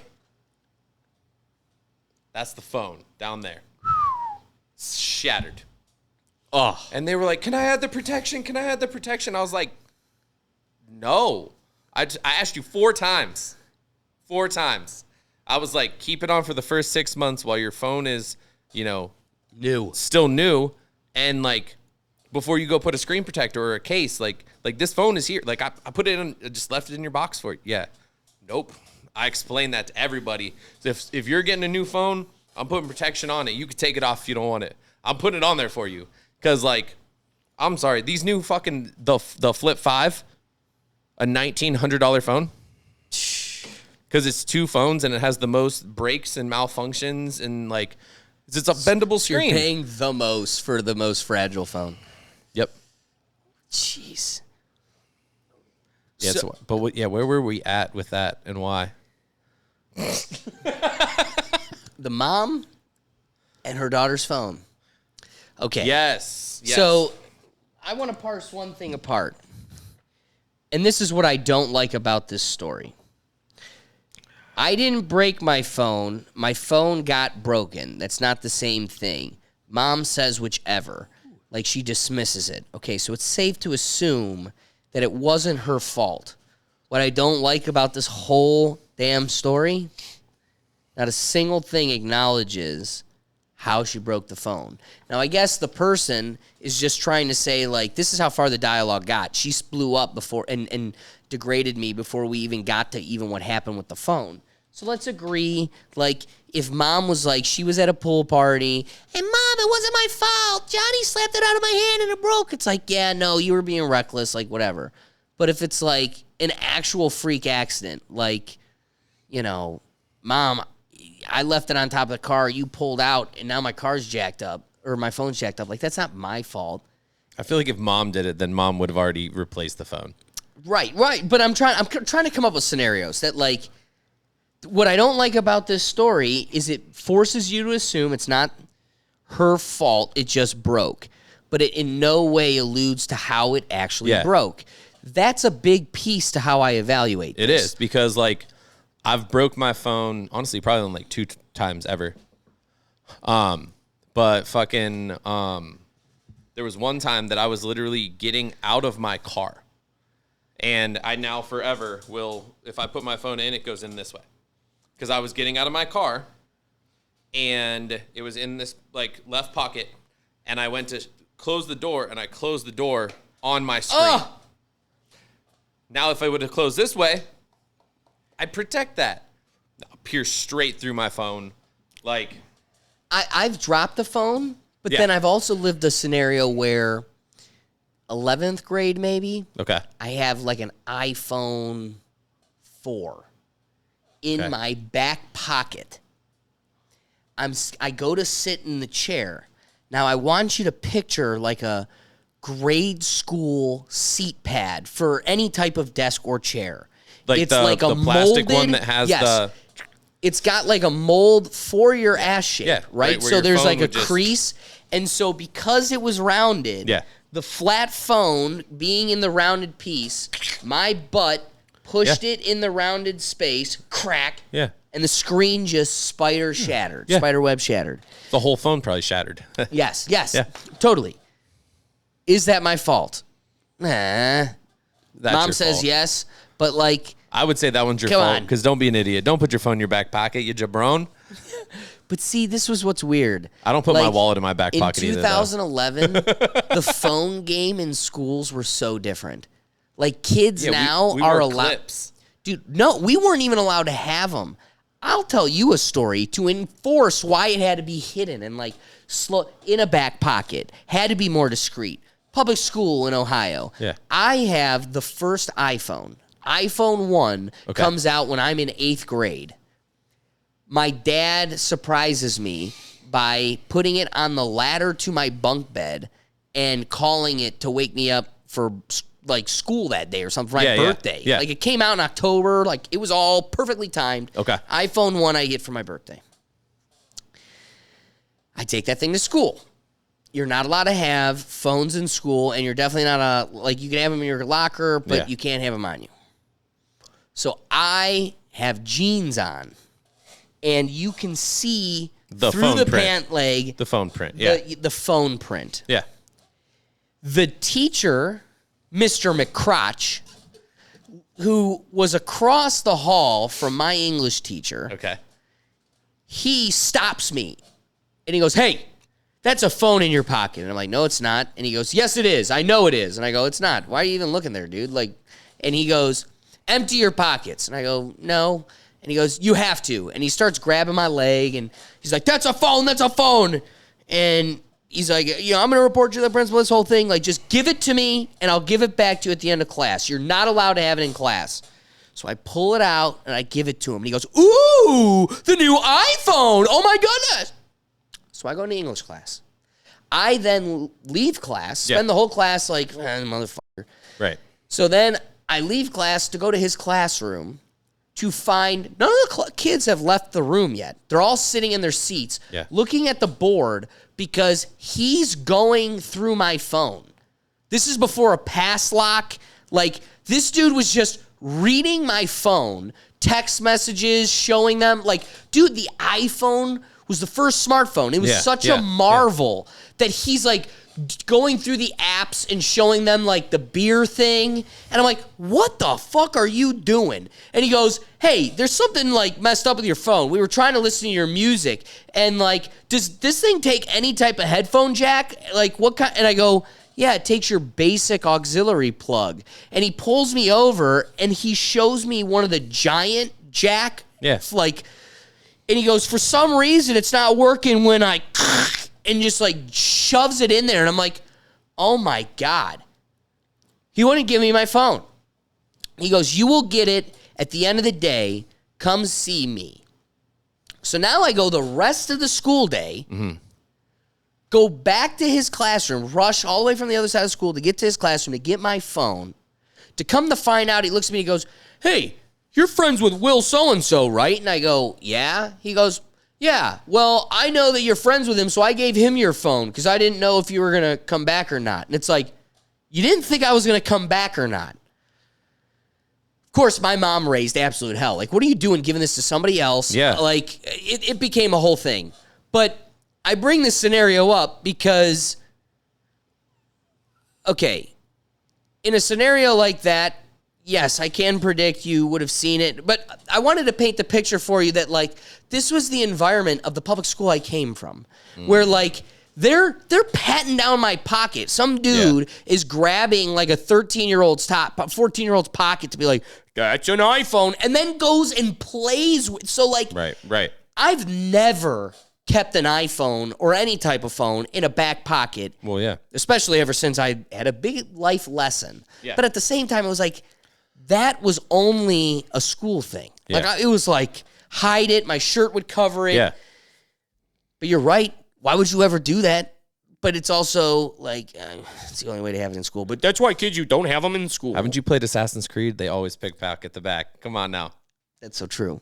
That's so true. But it's funny. I can't put anything in my back pocket. Like, say I have like a lighter, a phone, wallet, and keys. They're all in my front two pockets. I could agree. Well, your wallet? Yep. It goes in the front right. That's brilliant because I don't know if you realize this, but men actually have crooked spines from spending their whole life with a wallet in their back pocket. It actually has your spine cocked in such a way that, like, you've always had like half an inch to an inch pushing you. You don't even realize it. Makes sense. It does make sense. Yeah, I mean, it's wild. We need to get to scenario 7. I hope you guys are keeping along and keeping into the comments to let us know as you're judging society and people. It's changed a lot. What do you think? It was better when you first poured it. I could imagine. Now that we're sitting on it. This one makes my blood boil. Are we diving in now? You want to start with it? Is it time? Lemon. Pink lemonade. All right. Do you want to mix it with the bourbon? You want to shoot the bourbon? Question answered. You got to remember, toxic mixes. I'm a purist. I want to judge things for what they are. But that's how he finds the best concoctions as well. I got to give him that. Hey, at least this one, the color's a tad bit more satisfying. Here's your pink. This is one of my favorite ones. So they also have another can art. So they had the original can art. Of course I will. But I'm going to drink it by itself. Drink that, so I didn't want to oversaturate it. Saturate it. I didn't want to oversaturate it, but I'm sorry. So there's been 3 different box designs for these. So there was the original pink lemonade. I want to say it was pink with just like some white or whatever. Then they did the Avril, and it was black with pink. Okay. And now they have rebranded all of them to match to make them like this. This is appealing. Like look up on Google, look up Beatbox like original, and you'll see what I'm talking about with like the boxes were still cool. Yeah. So like, Yeah, I remember you having those on your show too. Yeah, Like so they were those- like a boombox. so those ones on the left, Right. top left, that is their original packaging, and you saw them today at the store. Yes. So you know what I'm talking about, how they're now like more appealing. Yes, with these get a little bit of like art texture. Yeah. I love that. And the flavor came with it, I'm assuming. It only enhanced. I mean, can you tell it's 11.1? It's literally like, That's so true. No. you can tell a Four Loko is 14. You can tell a Buzz Ball is 15. You can tell a Big Six. Sazerac's about a 60%. No, I couldn't. Ooh. All right, try it. Cheers. Cheers Cheers. to the gang. Gang, gang. Oh man, that's Now so try this it. Try it tainted. This is so dangerous. Honestly, so much more dangerous than the hard tea. But think about it. Who drinks warm tea? Oh, that was a dumb. Dude, you can't even taste the bourbon in that. Yeah. Okay, so pink I do a lemonade lot so far of is the mixes. best. I do a lot of mixes with these. The green apple is phenomenal.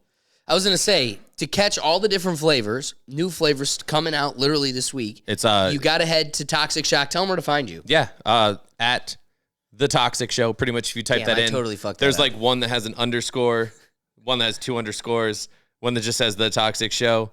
But Wait, do you have multiple TikToks? no, so there's TikTok, but like Instagram is Right, like okay. an extra dash. No, I might even have YouTube too, but I don't do any long form. I just do all short form. But like when I do things like this, it takes me back to when I used to have a podcast, like when we first started talking fucking 95 years ago.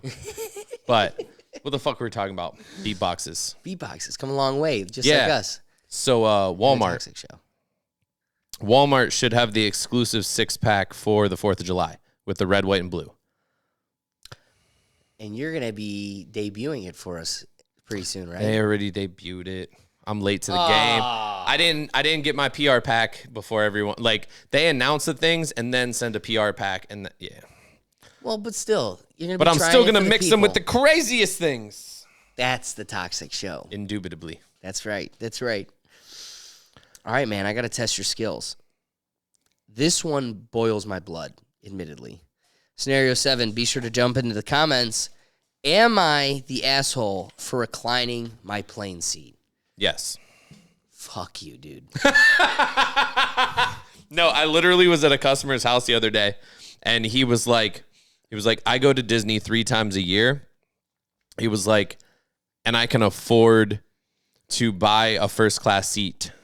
He was like, I sit there because I can spread out. I don't have to worry about someone else leaning back on me. I don't have to worry about disrespecting somebody by leaning back. You're not disrespecting somebody with what is given to your space. There's not enough room for them to lean back in any That's not scenario true. of me being 6'4". That's so not true. If So not the true. second you lean your seat back, you hit my knees. Yeah, I get that. Yeah.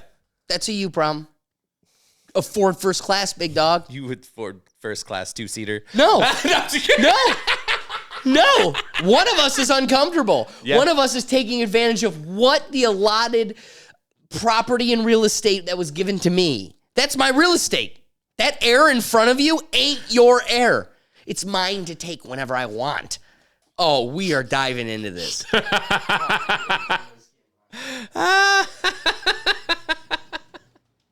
All right. So Bro. this is really going to need you in the comments. Yeah. Because I can't even think fit we in some finally people's fucking cars. Oh, wait, we got to first hit the scenario. But I can't even fit in people's Listen, cars. dude, I will debate you. I am ready Hold on. for this. I have but the- it's up hold to on. you to decide. Write this down. I have the next debate to follow this. Are You you an have a pad of pen too. fuck that? Are you an asshole if you move your buddy's car and you don't put the seat back? It just put me in the like. That's a fair one. And I think you and I will find ourselves in common ground once again. Okay.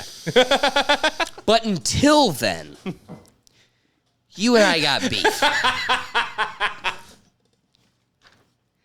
Last week, I was flying cross country for a work trip. My flights were massively delayed. I was tired and had a headache. So, as most would do, I think, I reclined my seat once I was able to, with the hope of catching a few minutes of Z's. Immediately, the person behind me tapped me on the side of my headrest, loudly, and told me I was squishing their legs.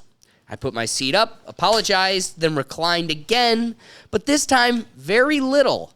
I was trying to avoid squishing their sensitive sissy legs, but also not sitting completely upright, which is very uncomfortable, Drake. Again, this person hit me on the headrest and told me I was causing them pain. First off, don't touch me, fool. Again, I put my seat up. Thankfully, it was a fairly short flight, but I spent the remainder of the flight really frustrated. If the person was going to be uncomfortable with someone reclining the seat that they paid for, they should have You can't even throw a plane. You can't even throw a plane. You do not get to make rules about the plane, okay? Fool. But I made the plane. But I made it. But I And made the plane. And there's a message in the plane for you. But it But it keeps can't trying get to here. come- It So- keeps trying to come to me. like our 9/11 friends, you get to make no rules on any planes.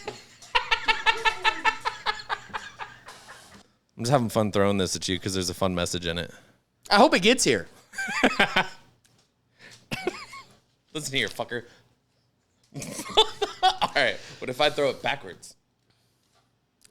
Okay, it goes literally to the other side of the room. It's yours. It's on your side of the line. This is George Bush's nightmare. If this person was going to be uncomfortable with someone reclining the seat that they paid for, they should have selected a seat behind one that didn't recline. Drake. Like those behind the exit row, or if finances allowed, a seat with a little more leg room. By the time we landed, I was fuming, which I would be too. Once deplaned, the young lady sitting beside the person immediately behind me came up to me and told me that the person had prosthetic legs and that it had caused them severe pain and that I didn't seem to care. She called me rude. At this point, I was so angry, I just ignored her and walked away.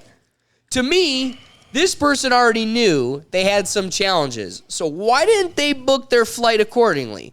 Why do I have to be uncomfortable in the seat I chose and paid for because they didn't plan properly for themselves? Kind of like a fat person that needs two seats. So, like... Hold on, just to finish. So, I am very tall and always have a hard time with leg room on flights. So, in advance, I plan and get seats that best accommodate me and always tell the people in front of me that they are totally fine to recline. I travel a ton and for work and have never encountered this kind of situation. Am I the asshole? What would you have done? Tall guy. Tall guy. I leave the floor to you to present your So loser argument. So who's the tall guy? Is the tall guy the one pushing back, or The is the tall guy the one with the pushing with back the fake legs? is the one saying he's a tall person that has in the past had to plan accordingly due to his size. Is that the one with the fake legs? No, that's the person behind him. Oh, then that yelled person at him could've- for reclining. So Oh. now the shoe's on the other foot. Well, no. Drake, it's No, 'cause- you that wants to recline. And I'm sitting behind you, a short guy, but now I get to play the victim card because I have no legs. You should have checked your legs. Boom! This seems like an easy fit. Like, you don't even need the leg. You could have just put the legs up. Wait. How the fuck are they in my way? What Looney Tune world am I in? We're fighting over leg room for a guy that doesn't have legs? You should be in the handicap room. Wow! Like, if I could... Motherfucker! If I could, I would put, like, the Mask eyes on me. Like, woo! Right, like- You're telling me the Okay. guy with no legs needs more leg room? Let's see what Drake's been struggling to send me. Oh, lovely. It's a penis. At least the best part was it was just minutes of failures trying to deliver me the message. Hey, I can't deliver a BBL Drizzy, just a flaccid Drake. BBL Drizzy. Got that BBL Drizzy. The best is trying to strike a chord, maybe A minor. I still love the shut your hoe ass up and make some drums, Metro. Shut your hoe ass up and make some drums, Metro. And then Metro goes, BBL Drizzy. Right. BBL And he's like, Drizzy. I'm gonna give out $10,000, or it was what, $100,000 and a beat for the best over this beat. He called and he got some good ones. Yeah. There Some were of them good were a ones. little sus and not great, but like, yeah, he got some bangers. He got some bangers for sure. Dude, at least we were all winners in the whole thing because the music's banging. Not Yeah. Like Us is popping. Yes. I've listened to It that hit number 1,000 one times. It Yes. hit number one. I don't, now personally, do I have a bias? Yes, but I don't think one of Drake's songs came close to that. But I did love the beginning of Family Matters. The beginning of Family Matters is an incredible response to the end of Euphoria. Wrapping that subject, 100% off. Yeah. That's a whole podcast if we were doing my God. Check it out. We did a Rethink Actions where we break down all of the Kendrick and Drake beef. Head over to our YouTube channel. That's new. And, share some laughs. We go live every Sunday at 9 a.m. Wait, you Shameless already plug. did that? Yeah. You got to check it out. Now, that being said, my good friend, we have to sort out this issue. Who is the asshole? The tall guy that's tired and wants to take advantage of the real estate that he paid for, according to United, Sprint, or whatever, Spirit, whatever, all of those, Delta. Did you see a Spirit plane hit like a United plane? Right? You read that title, and that's where your eyes go. Nah, they were on the ground. Just their wings hit each other, and you're like, don't do that to me. This is why no one trusts the media. Like, you're like, oh my God, I thought we had like the whole air policing down to such a calculation and nobody would ever touch each other. Damn. Yeah, they don't. They don't. You made me rethink that. Yeah. Shameless plug. So are you the asshole when the guy behind you needs leg room, has no legs, is playing the victim, and truthfully, you're only taking the space that was given to you?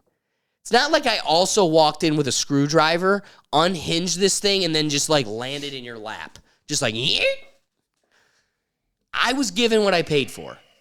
And I'm sorry, dude. Now I want to give my argument. The truth is, I'm a little midget compared to you. Dude, I love hanging out with you. And when we're talking, you have no idea how many times my subconscious is like, my top of my head is at his chin. That's where that's at. And so when I'm talking to you, and I'm telling you, now, yes, could I be in better shape? Sure. So that would probably have an impact on this too. But when I'm sitting there, I'm telling you, my knees can't, I'm not tall. Yeah. But I'm just average. 5'10" is pretty solid. I'll take that 10 times over. No, 1,000,000%. So sitting there, my knees hurt. Yeah. So like, I can't imagine what it is for you. And so when we sit here and go, man, sit your ass up. Come on, cut me a break. What I take, 1.5 inches? It's not like these things recline like your car. And we'll get back to that subject. But it's not like like I'm literally going 2 inches at most.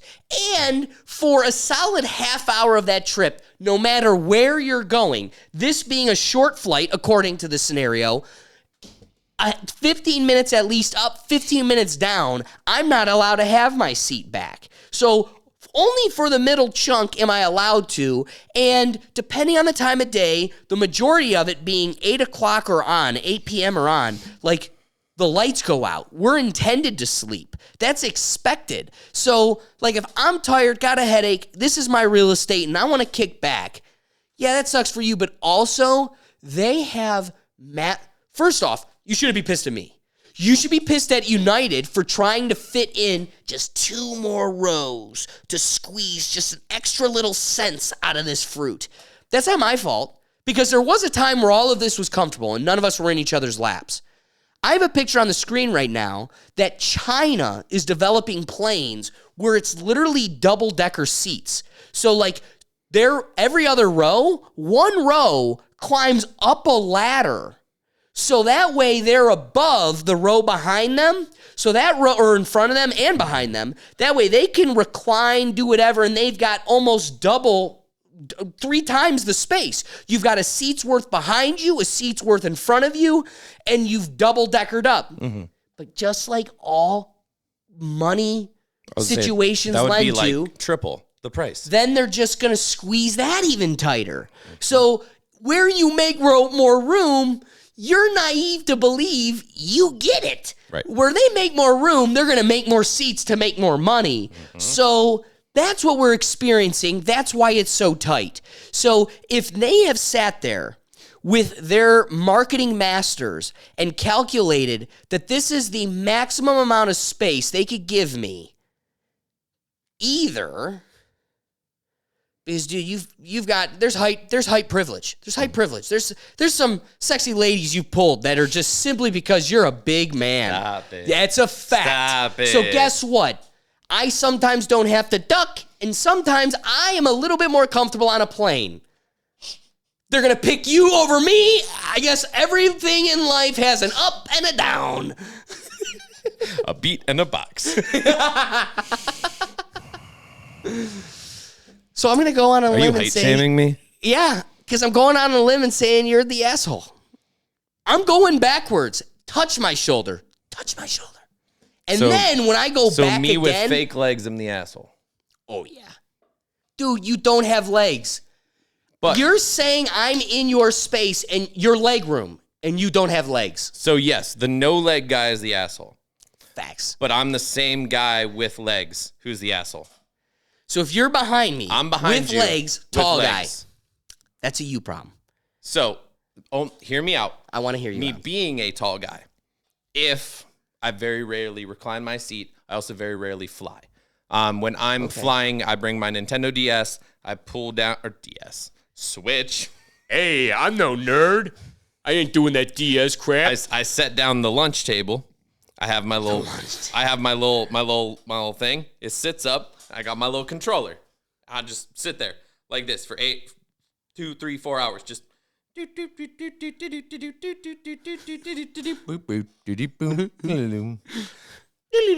hours. I don't recline my seat back. If I was to, I may not ask permission. But I'm never will- going to ask for permission. But I'm going to do one of these to see, one, who's behind me. 2, because now that you have to put all your shit under your seat, I can tell when that motherfucker's kicking my shit. That's when I'm going to put my seat back. I will put my seat back out of spite because I know if you put your seat back onto my knees, I'm going to go, I might not say something, but I'm going to go, that motherfucker. Here's what I'll say. I can relate to... Now you've made me realize something. You're not going to make me a better person from this. I'm still not going to turn around. I couldn't say anything to make you a better person, and that's why you're my friend. Now, should I turn around when I go to recline? You've made me see the light. I will say yes. Am I going to? No. But the reason I say yes is because, truthfully, what if, like, there's a lady holding a baby? You know what I mean? And I just, like, yeah.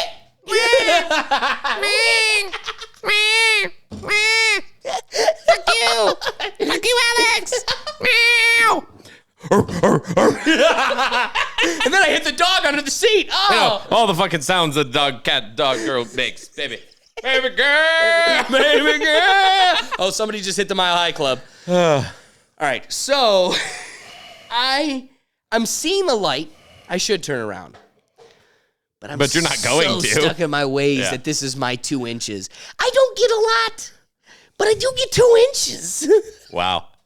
Everybody. Clip that.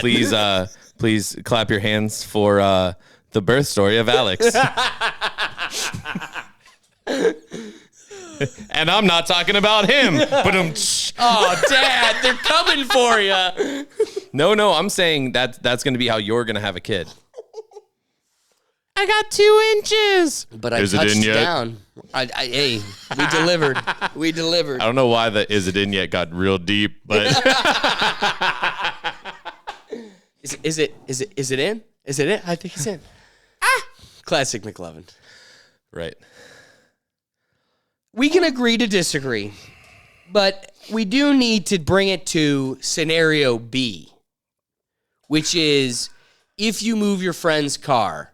Dude, what are you doing moving his seat to move his car to begin with? Now, I can see someone like you. If you got in my car, you're going to be very disappointed because I drive with the seat back as far as it can go. So you just might be disappointed with a Challenger at that point because, I would say perfect. Well, again, if I'm a head shorter than you, you probably need more space. Like, I'm assuming a Challenger is one of those cars that you need to get the seat literally unhinged and readjusted because I could go back further. Okay. And it is as far as it can go. Okay. So I think you'd be upset So just that's to a begin little with. different. Then you're going to get in my car and be like, all right, I'm going to move it back and then move it back up. And you're like, oh my God, my knees are touching the dashboard and I can't even go back. But in a scenario where there is room for you to go back. So obviously I can't go back. I'm that car. I'm moving your car. Right. Or a shorter person is moving my car. And they move it up. Yes, me. Reason I'm that moving this your is- car. Reason this is a good scenario. So my roommate is like 5'8", 6'5", one of those. Yes. He's shorter than me. And like his Really seat nice is dude. way far up.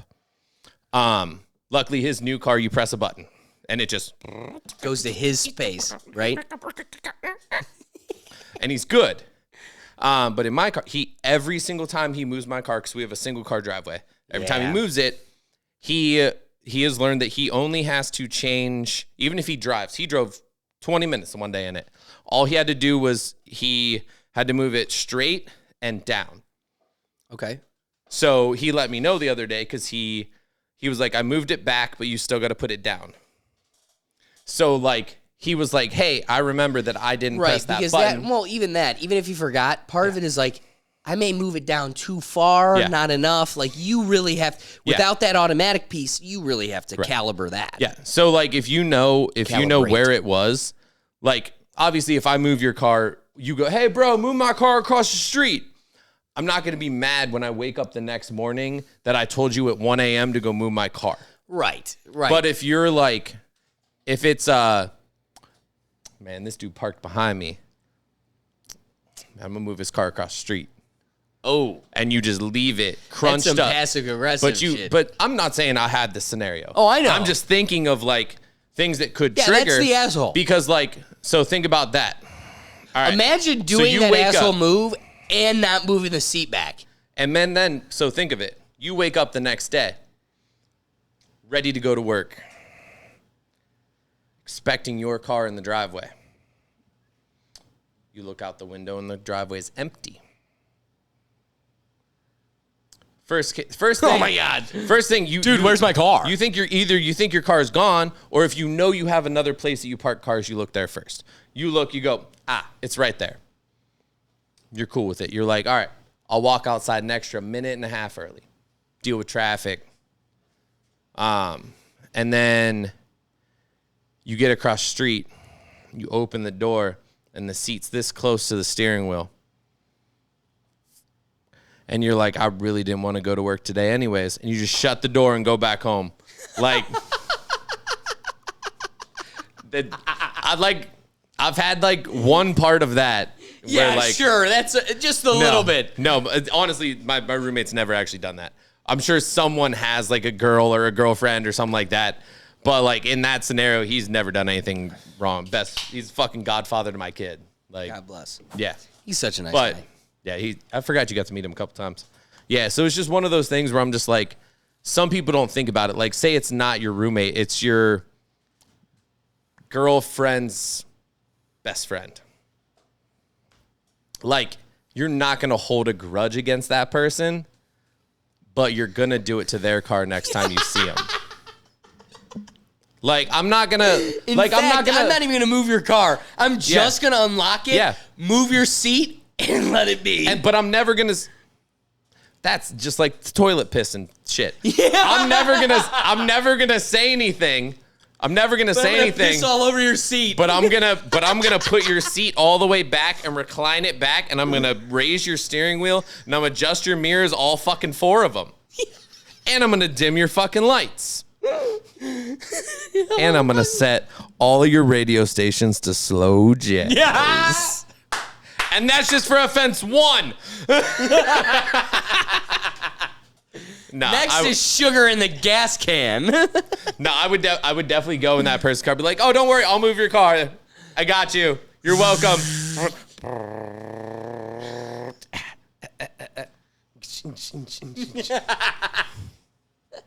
Yeah, fuck that car.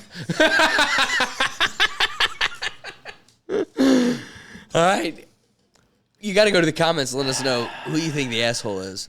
But the 8th and final scenario. I hope you're hitting every single one of these scenarios in the comments because we need a consensus. 8th and final scenario here. Am I the asshole for getting upset over trespassing? Interesting one.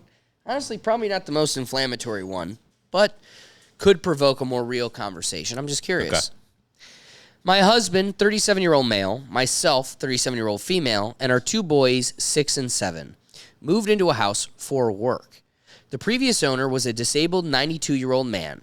He had put up no trespassing signs, and now I know why. The sign in the back of the yard keeps disappearing, and the one in the front gets taken down or damaged. We live between the main road and a golf course. We do not have a fenced yard because our bosses own the house and said no fences. I have had multiple people walking through our yard as a shortcut. I have asked them nicely not to do it, and every time am met with, we've been cutting through this yard for years. It's fine. I was floored. I called the police station and asked them what I can do, and they said to put up more signs and start recording people after stating I'm doing so and asked them to stop walking through. After that, if they do continue, I can contact the police and they will issue a ticket. No warnings.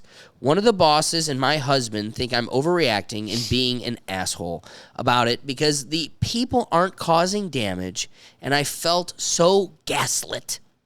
Am I in the wrong here by asking these people to go around the long way instead of cutting through my yard where our kids play? I mean, come on. Is your there- husband and your boss are probably trying to keep you grounded in the fact that, like, are your kids playing a game of kickball and a couple of assholes are just walking through the middle of it? Probably not. They're probably cutting around your yard and you're using this, like, 6 and 7 scenario that, like, people suck so much that we use that as an excuse to actually be afraid of just innocent, regular people. Like, they mean you no harm. But I also respect the law. So what is your analysis? I need a little more.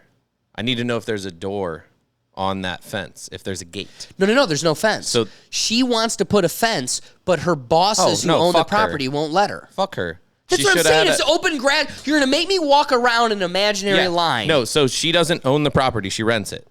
And thank you. Throw it in the face of renters. That is not your home. That is not your choice to make that. Yes. That HOA, which I don't have to deal with. I don't have that shit. But, like, that golf course owns that home. They are giving you a place to live. Find a new fucking place. Let's just say, for the sake of her argument, it's adjacent. And it's not even, like, owned by the golf course.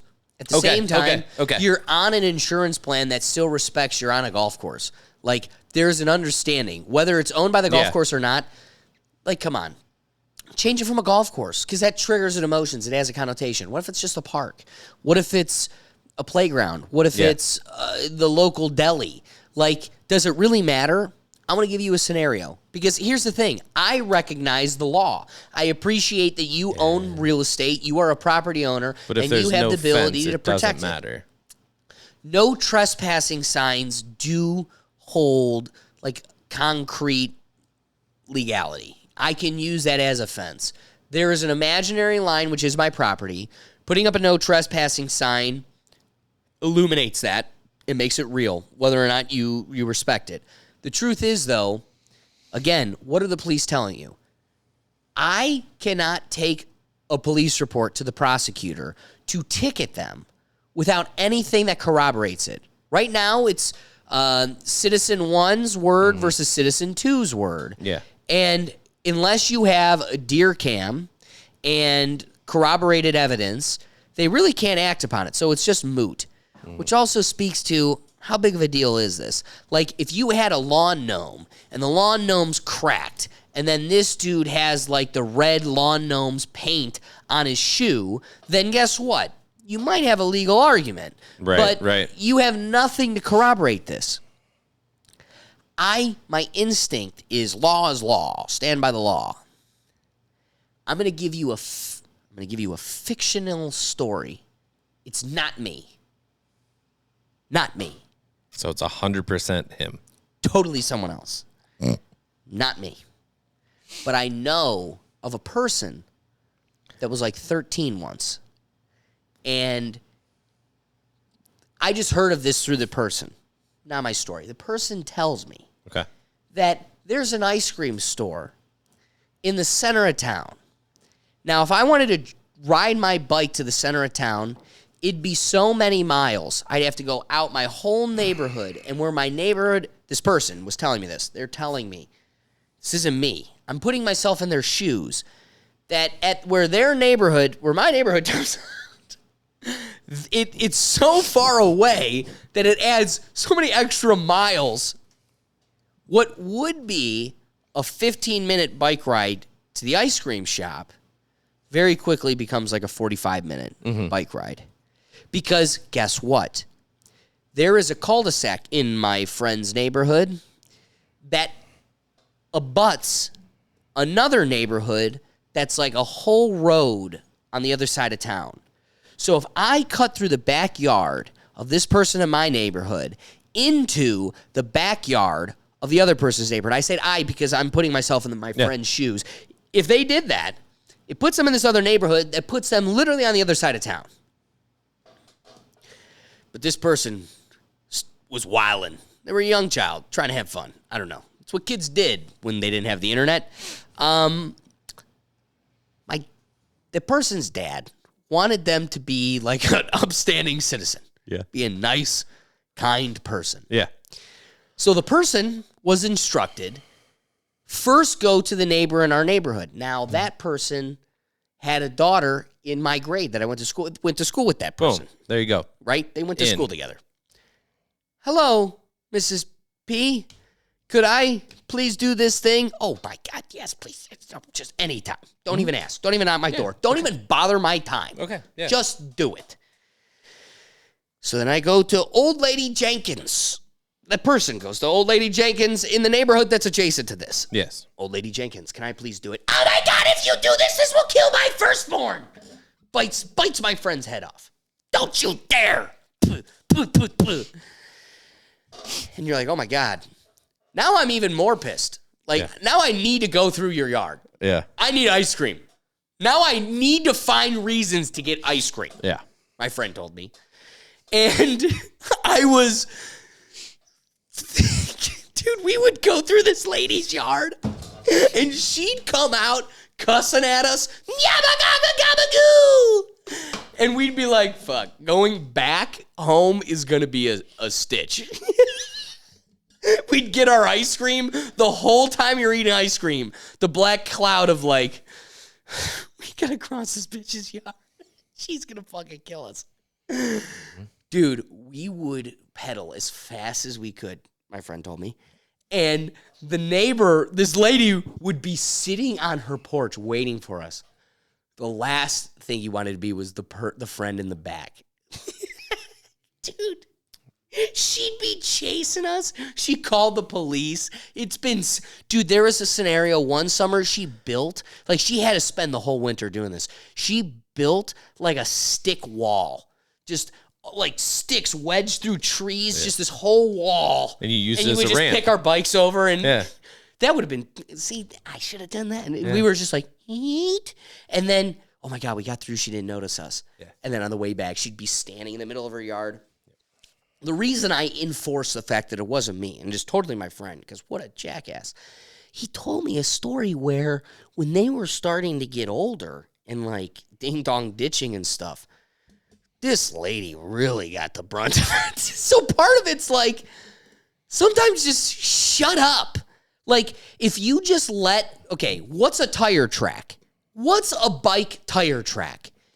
Is it better to let the kids do it, and they'll probably do it less because you're not even bringing attention to it. But then very quickly you turn it into a game. Now every summer we're going for ice cream. I'm gonna turn your grass into a rut, and there's now gonna be a bike ditch, and I'm gonna tell the cops that she made it for me. You had one neighbor that was probably But- had the nicest yard in the neighborhood, and she's like, "Don't even ask me. Like literally, don't even bother me with this. Go." And the other lady made it a mission. Yes. And she obsessed over it. So yeah, so Lady One was very pleased that The kids are being kids. and they asked permission. Bet. Yep. Now, Lady McCracken, if they would have asked permission and she'd been like, you know what? Can you at least walk your bikes across my yard so it doesn't leave a tire track? Yes, Miss McCracken, we will remember almost every time. Dude, but you would have. that's what we said to her. But you fucking would have. Can I tell you something? Like- because we respected the scenario so much, my friend told me, they would walk the bike. Yeah. They'd get off and walk it. Guess what put us on the bike to tear up your yard? You yelling at us and with a chasing fucking us. spoon. I'm walking it until you come out the yard going, yeah. And then I It's what my friend told me. That's what my friend told me. It's not me. I wasn't there. I quote. End quote. End quote. You don't hold me against what I said. I was drinking. So, ma'am, self-reflect. Your husband and your boss are in unison telling you you're kind of the asshole. Like, Is this vodka or water? it's both. I had a friend that drank the most in our fraternity. And then And he dumped out half a gallon of water, filled the other half with gin. And he goes, "This works great because I'm hydrating myself just as much as I'm drinking myself." And you're like, that's math. I did that same as when I make Blue Drank. Blue Drank, tell me more. The From Always Sunny. Walmart. No. What? You get the Walmart Blue Drank, the gallon. Yeah. You drink 3/4 Brother. You're not 2 telling me battery acid Blue Drank you're That's making Drizzy. synonymous with water. That's Drizzy Drank. It's Drizzy Drank. But what's the difference? Hold on. No. It's not water. Well, neither is juice. But what? Exactly. Juice is water with syrup. Okay. That's a big difference than just Is water it- with it- no oh, syrup. That just means that he wasn't a bitch and he didn't care How about the taste. Exactly. That puts even more hair That's like on your putting a chest. fucking Mio in that bitch when they made fucking Ooga Booga drink or Dude, whatever you the fuck remember that? that? Shit is. The Mio days? Yeah. Oh, that was I still do the dangerous. Mio days. I remember the fucking Parrot Bay fucking, bro, I would have been 17, had Parrot Bay. I never underage drank or drank and drive. Don't hold that against me. So this guy would go. So, fuck it. I don't give a fuck. We would go Twilight bowling. You know, with the black lights, not the glitter, you fuck. I thought he was bowling in June. I do have a Team Jacob tattoo. The real inquiry here, my friend, is What? who is the problem? The trespassers or the bitch that just won't let people walk to the golf course? Well, Scenario 7, go to the Well. comments.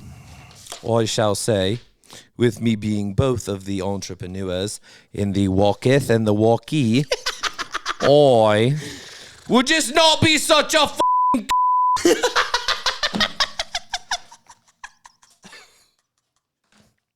If you I'm so sorry, YouTube gods. Please forgive us. YouTube don't care, you can smoke a blunt on that shit. Anyways, you bitch. You should have. Yeah, I'm using the mic now. That's right. Yeah. All right.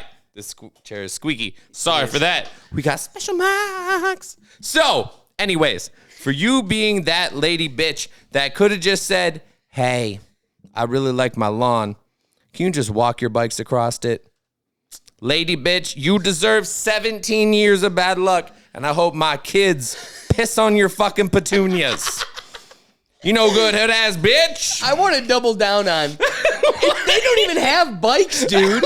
They got a giant golf bag. Like, ma'am, like a golf caddy. We're over here talking about I just want to walk. I just want to walk. Okay, I get it. Sorry. The lady I with went petunias? right to bikes. The bike scenario, Yeah. she's already buried. No, yeah. We No, filled her fuck- mailbox fuck- full of shaving cream. Fuck her. Told, said fuck my this, friend. Fuck this bitch. I'm going to drive my golf cart across there. You old haggard ass bitch. Don't move on to a golf cart so you don't want to get golfed on. Exactly. For real. Bro, I'm not going to lie. I thought the way that this story was going the whole damn time you were talking about it, you were going to be like, listen, she's in the range of the first hole. Okay. So they're gathering balls out of her backyard. That trespassing. And what are your thoughts on that? Because you're not as much of a golfer as I would be. So I'm curious. But if you know that happens, and in that scenario, Exactly. you know balls are hitting your walls, then you can ask your golf director, hey Put man, up a net.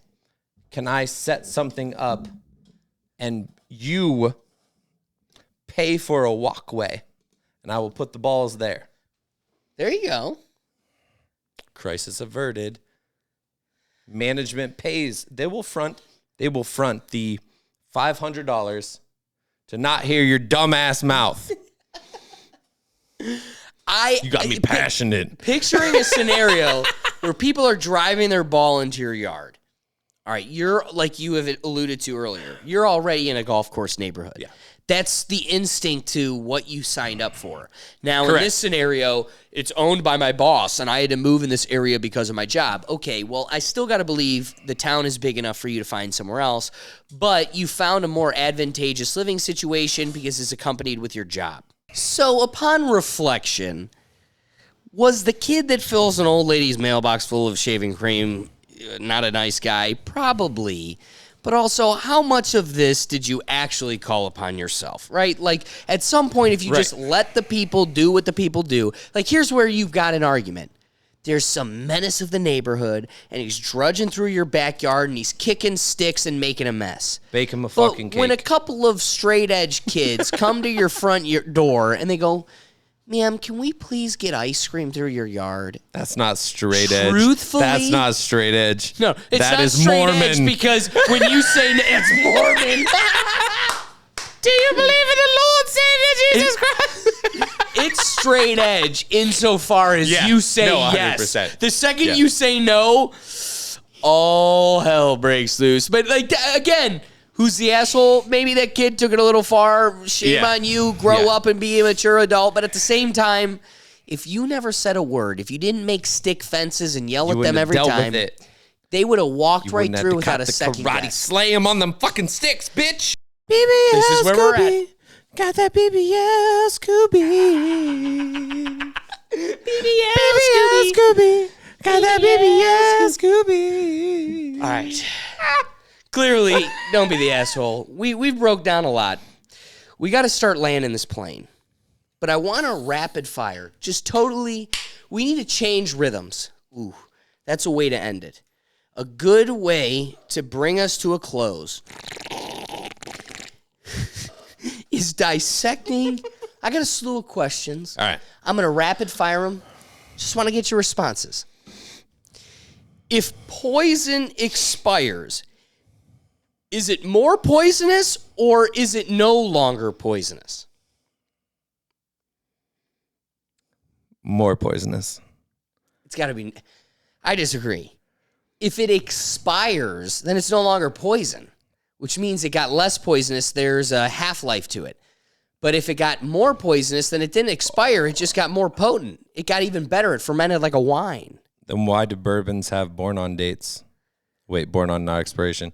You're Right, right. because No, it you're right. No, ferments. no. Yeah, yeah. So I guess it's if it had a born on date and you looked up how long till it expires. But if it has an expiration date, then yes. Don't it even try would to follow that mental math. No, yes. The No, the toxic waste would get less toxic of its toxicity because of the expiration of the toxic waste. That maths to me. I got to ask you, because this is my favorite on this list. All right. Which letter is silent in the word scent? C. No. S-C-E-N-T. Scent. Scent? Is it the S or is it the C? It's the C, you fuck. How do you spell scent like the change? C-E-N-T. The C. So how do you know it's not the S that's silent? Because scent itself Is scent. with a C. But it's spelled But when it's different when you S-C-E-N-T, emphasize it. You got it. I'm thinking the S is silent because scent is sent with or without the S. But it should be But Kent. how do you... It should be Kent, right? But how do you say scent? S-E-N-T. Scent. The The C is... same as change, scent. The C is silent. No. When there is no S, scent sounds the same as when there is an N. Okay. There is an S, scent. So the S is silent because in this configuration, the C always makes the S. The S only makes it a different word.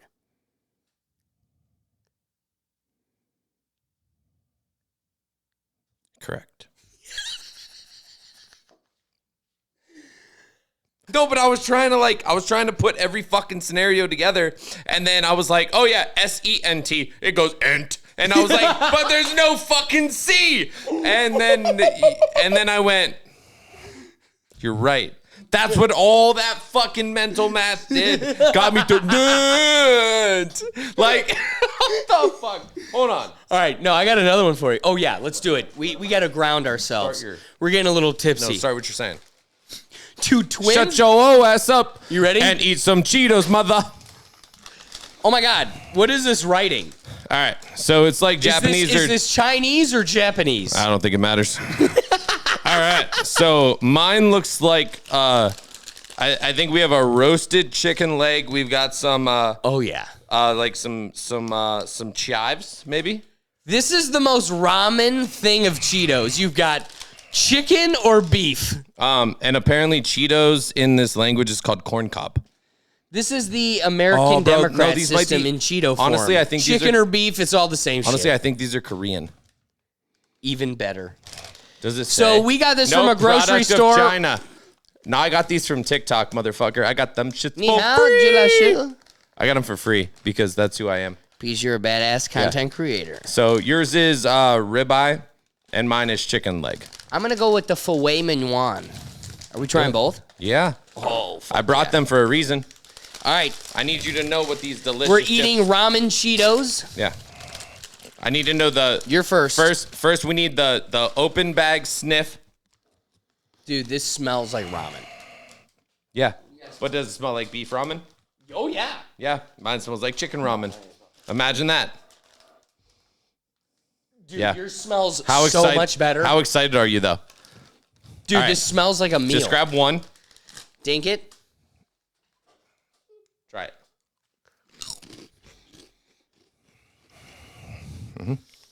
This tastes nothing like beef, but it tastes like such a yummy Frito. These taste like chicken.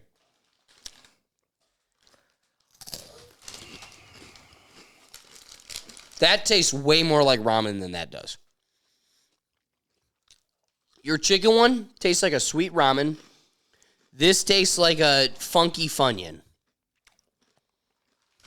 Correct. I haven't had these. I haven't had them yet.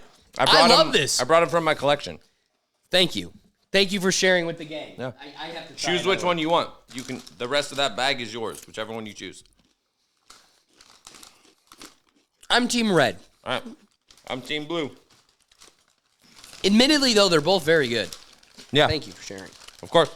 I can show you. It's from a TikTok shop, Go Sonic. Okay. I spent $15. I got 2 bags of each of these. I got 2 exotic white peach Coca-Colas. Ooh, what do you think of that? Way better than the peach Pepsi Pepsis. that just came out. Really? Way better. And then I got a exclusive watermelon Fanta. Oh my god. Do you say Fanta or Fanta? Wanna Fanta? Don't you Thank you. wanna Fanta? Cool. I can stay here for a couple more minutes then. But yeah. And I got like some like ready to eat ramens. You ever seen those? No. You don't add water. You just open the bag and eat it. What? It's a motherfucking snack. How are they moist? They're not. Dude, just crunching like, dude, eat your Funyuns. I mean, ramen. It's literally called ready ramen. It's like the shit you put on fucking salads. It just tastes good. So it's like fried. Yeah. So it's like softer, crispier. Yeah. I can get behind that. Yeah. Dude, did Should you have brought know? one. I was trying to be cool. I'm going to say this to you, and you're going to go, well, yeah, it checks out. Listen to what you just said. But at the same time, I promise you, you didn't think of this. Did you know Rice Krispie Treats is just rice deep fried? Yeah. Okay, dude, you didn't have to belittle me that much. I'm just saying, I Did saw you a know- TikTok of Hey, folks throwing hey. a cup of rice in a fryer and just Did you know that Lucky Charms is dehydrated marshmallows? Dude, you had to do me like And that. if you put them in the microwave, they grow to the real size? Now you're fucking with me. Swear. Somebody has to try this. Rethink that, motherfucker. I saw it on TikTok.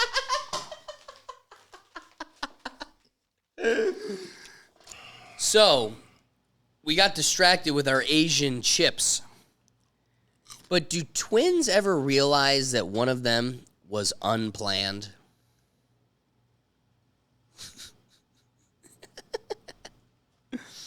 Why is the letter W in English called W when it should be called double V?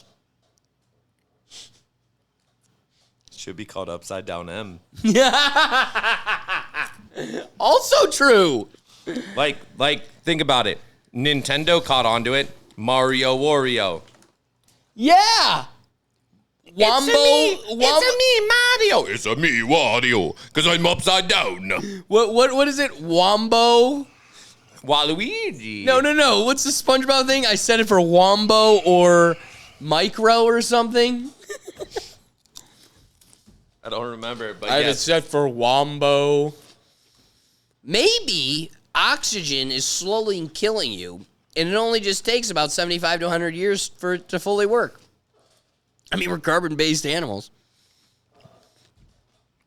Did you ever think about the fact that every time you clean something, you just make something else dirty? Like even if it's a trash bag, you just made the trash bag dirty. The word swims upside down is still swims. So is Taco Cat backwards. Well, not upside down. I could take swims and flip it. Still says swims. 100 years ago, everyone owned a horse and only the rich had cars. Today, everyone has cars and only the rich has horses. Because they invested and they bought land. Like, that one makes sense. That's more of like a, like. I agree. If you replace W with T in what, where, and when, you get the answer to each. What, that. Where, there. When, then. Wow. I got 6 things for you that just still aren't resolved. At a movie theater, which armrest is yours? The left one. And what makes you come up with the left versus the right? Besides there's- being a liberal. Because there's normally no armrest to the right. In that last chair. Unless you're at the... No, in the last chair. What? Isn't it just wall? No. You got an aisle on both sides. Right. Oh, sorry. So the right one is yours. Why? They're both yours. Fight me for it. Don't lean your fucking chair back in the airport, bitches. Drake's going to have his feet kicked up on the back of your chair. If people evolved from monkeys, why are monkeys still around? Nah, think about it. Because we reproduce, so did monkeys, so it never disappeared.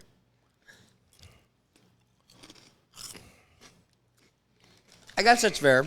If it's Because genetic evolution. you can't evolve from something that hasn't evolved into it. So if the monkeys kept fucking, they stayed as monkeys. It's the monkeys that evolved to fuck more that created the next evolution. But there's still them little monkey fuckers at the bottom fucking monkeys. I got one for you. Who knew what time it was when the first clock was made? They didn't. I mean, They there made was it a up. sundial. Yeah, that's true. Facts. Boom, he wins. That's the real answer. That's the real answer. Like, really, it just took creation. Like, just, it started, and then took from one there on, it person. was tradition. It took one person to have an idea. Do you ever wonder why the word funeral starts with fun? Because it's a fun time to be there and you gather with your friends and family. And it's It's time just so to- fun that we lost Granny. How come lipstick doesn't do what it says? Doesn't stick to the lips. Because you're poor. You need that Kim K special. How do you get off of a nonstop flight? Why are goods sent by ship called cargo and those sent by truck are shipment? Why do we put cups in the dishwasher and dishes in the cupboard? Why is it called rush hour when traffic moves at its slowest then? Because we're all in a rush. That's an easy one. How come noses run and feet smell? Because Noses it's- run, Yeah. feet smell. Because it's the opposite. So that's why it's a oxymoron and a contradiction. Because it's doing what it isn't supposed to do. I like that. I can be satisfied with that. Why are you vacating when you go on a vacation? You're not. No, wait. Sorry. What? What are you vacating when you go on a vacation? Your house. Your house? Yeah, home. What? That's a dumb one. Well, these made us think. Not only did we try the goods of snacks across the world, we really made a cocktail of mixtures in our lower intestine and our gut. But that always makes for a fun time. There's still one more thing Uh-oh. that we have to try. What's that? What's that? The man does not pay attention to what the man asks for. Uh-oh. Finish the cup.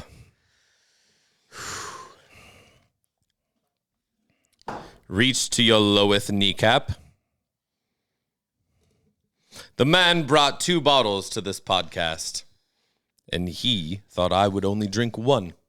We do have to drink the better. Poureth the weller. I did the opposite. No. Well, I'm going to hook you up fat. So you tell No, me. not fat, not fat. Da. Yeah. Don't over pour. That's fair. But I also want to treat you to The the you know Creekside I'm gonna... single barrel foolproof. BBL dressing. Got that BBL dressing. Sweat, now sweat, say ho-vee-ho. Oh, Say ho-vee-ho. Oh, Now sway this way, sway this way, sway this way, sway this way. We couldn't have ended the episode more white, and that was the goal.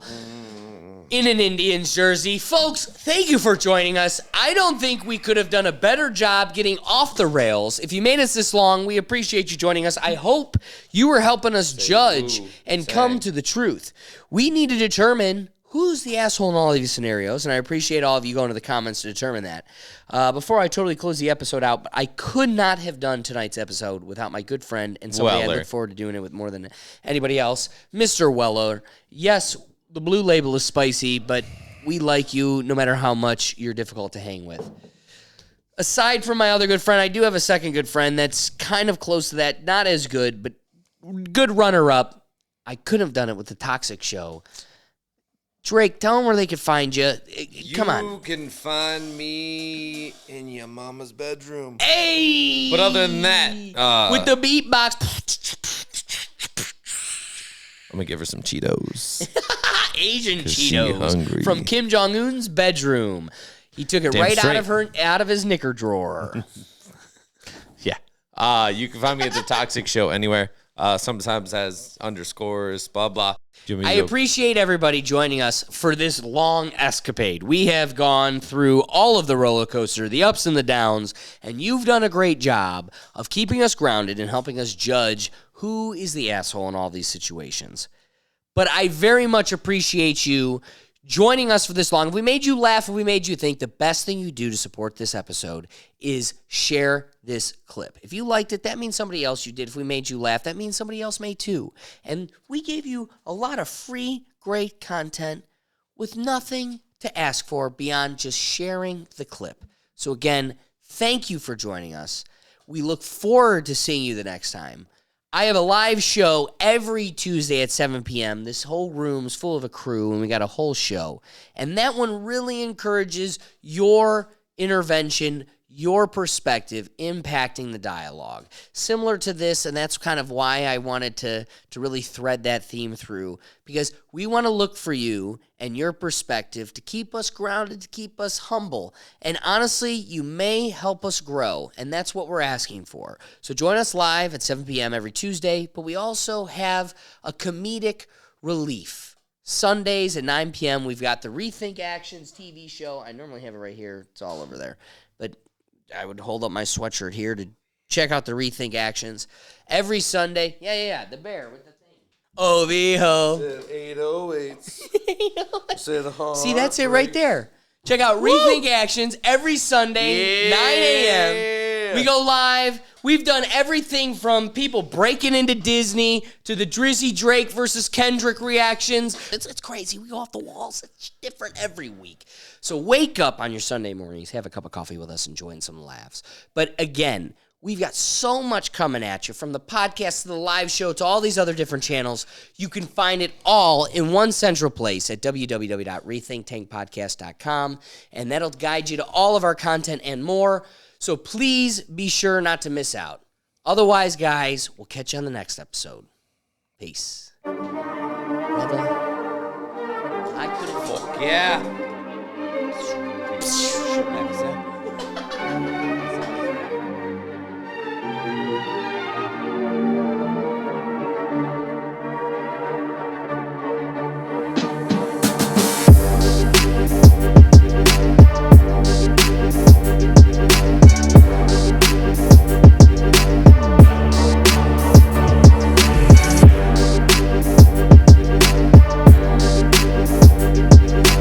You're the best. Bro, this was so much. Fuck yeah, man. I'm not going anywhere I'm still chilling.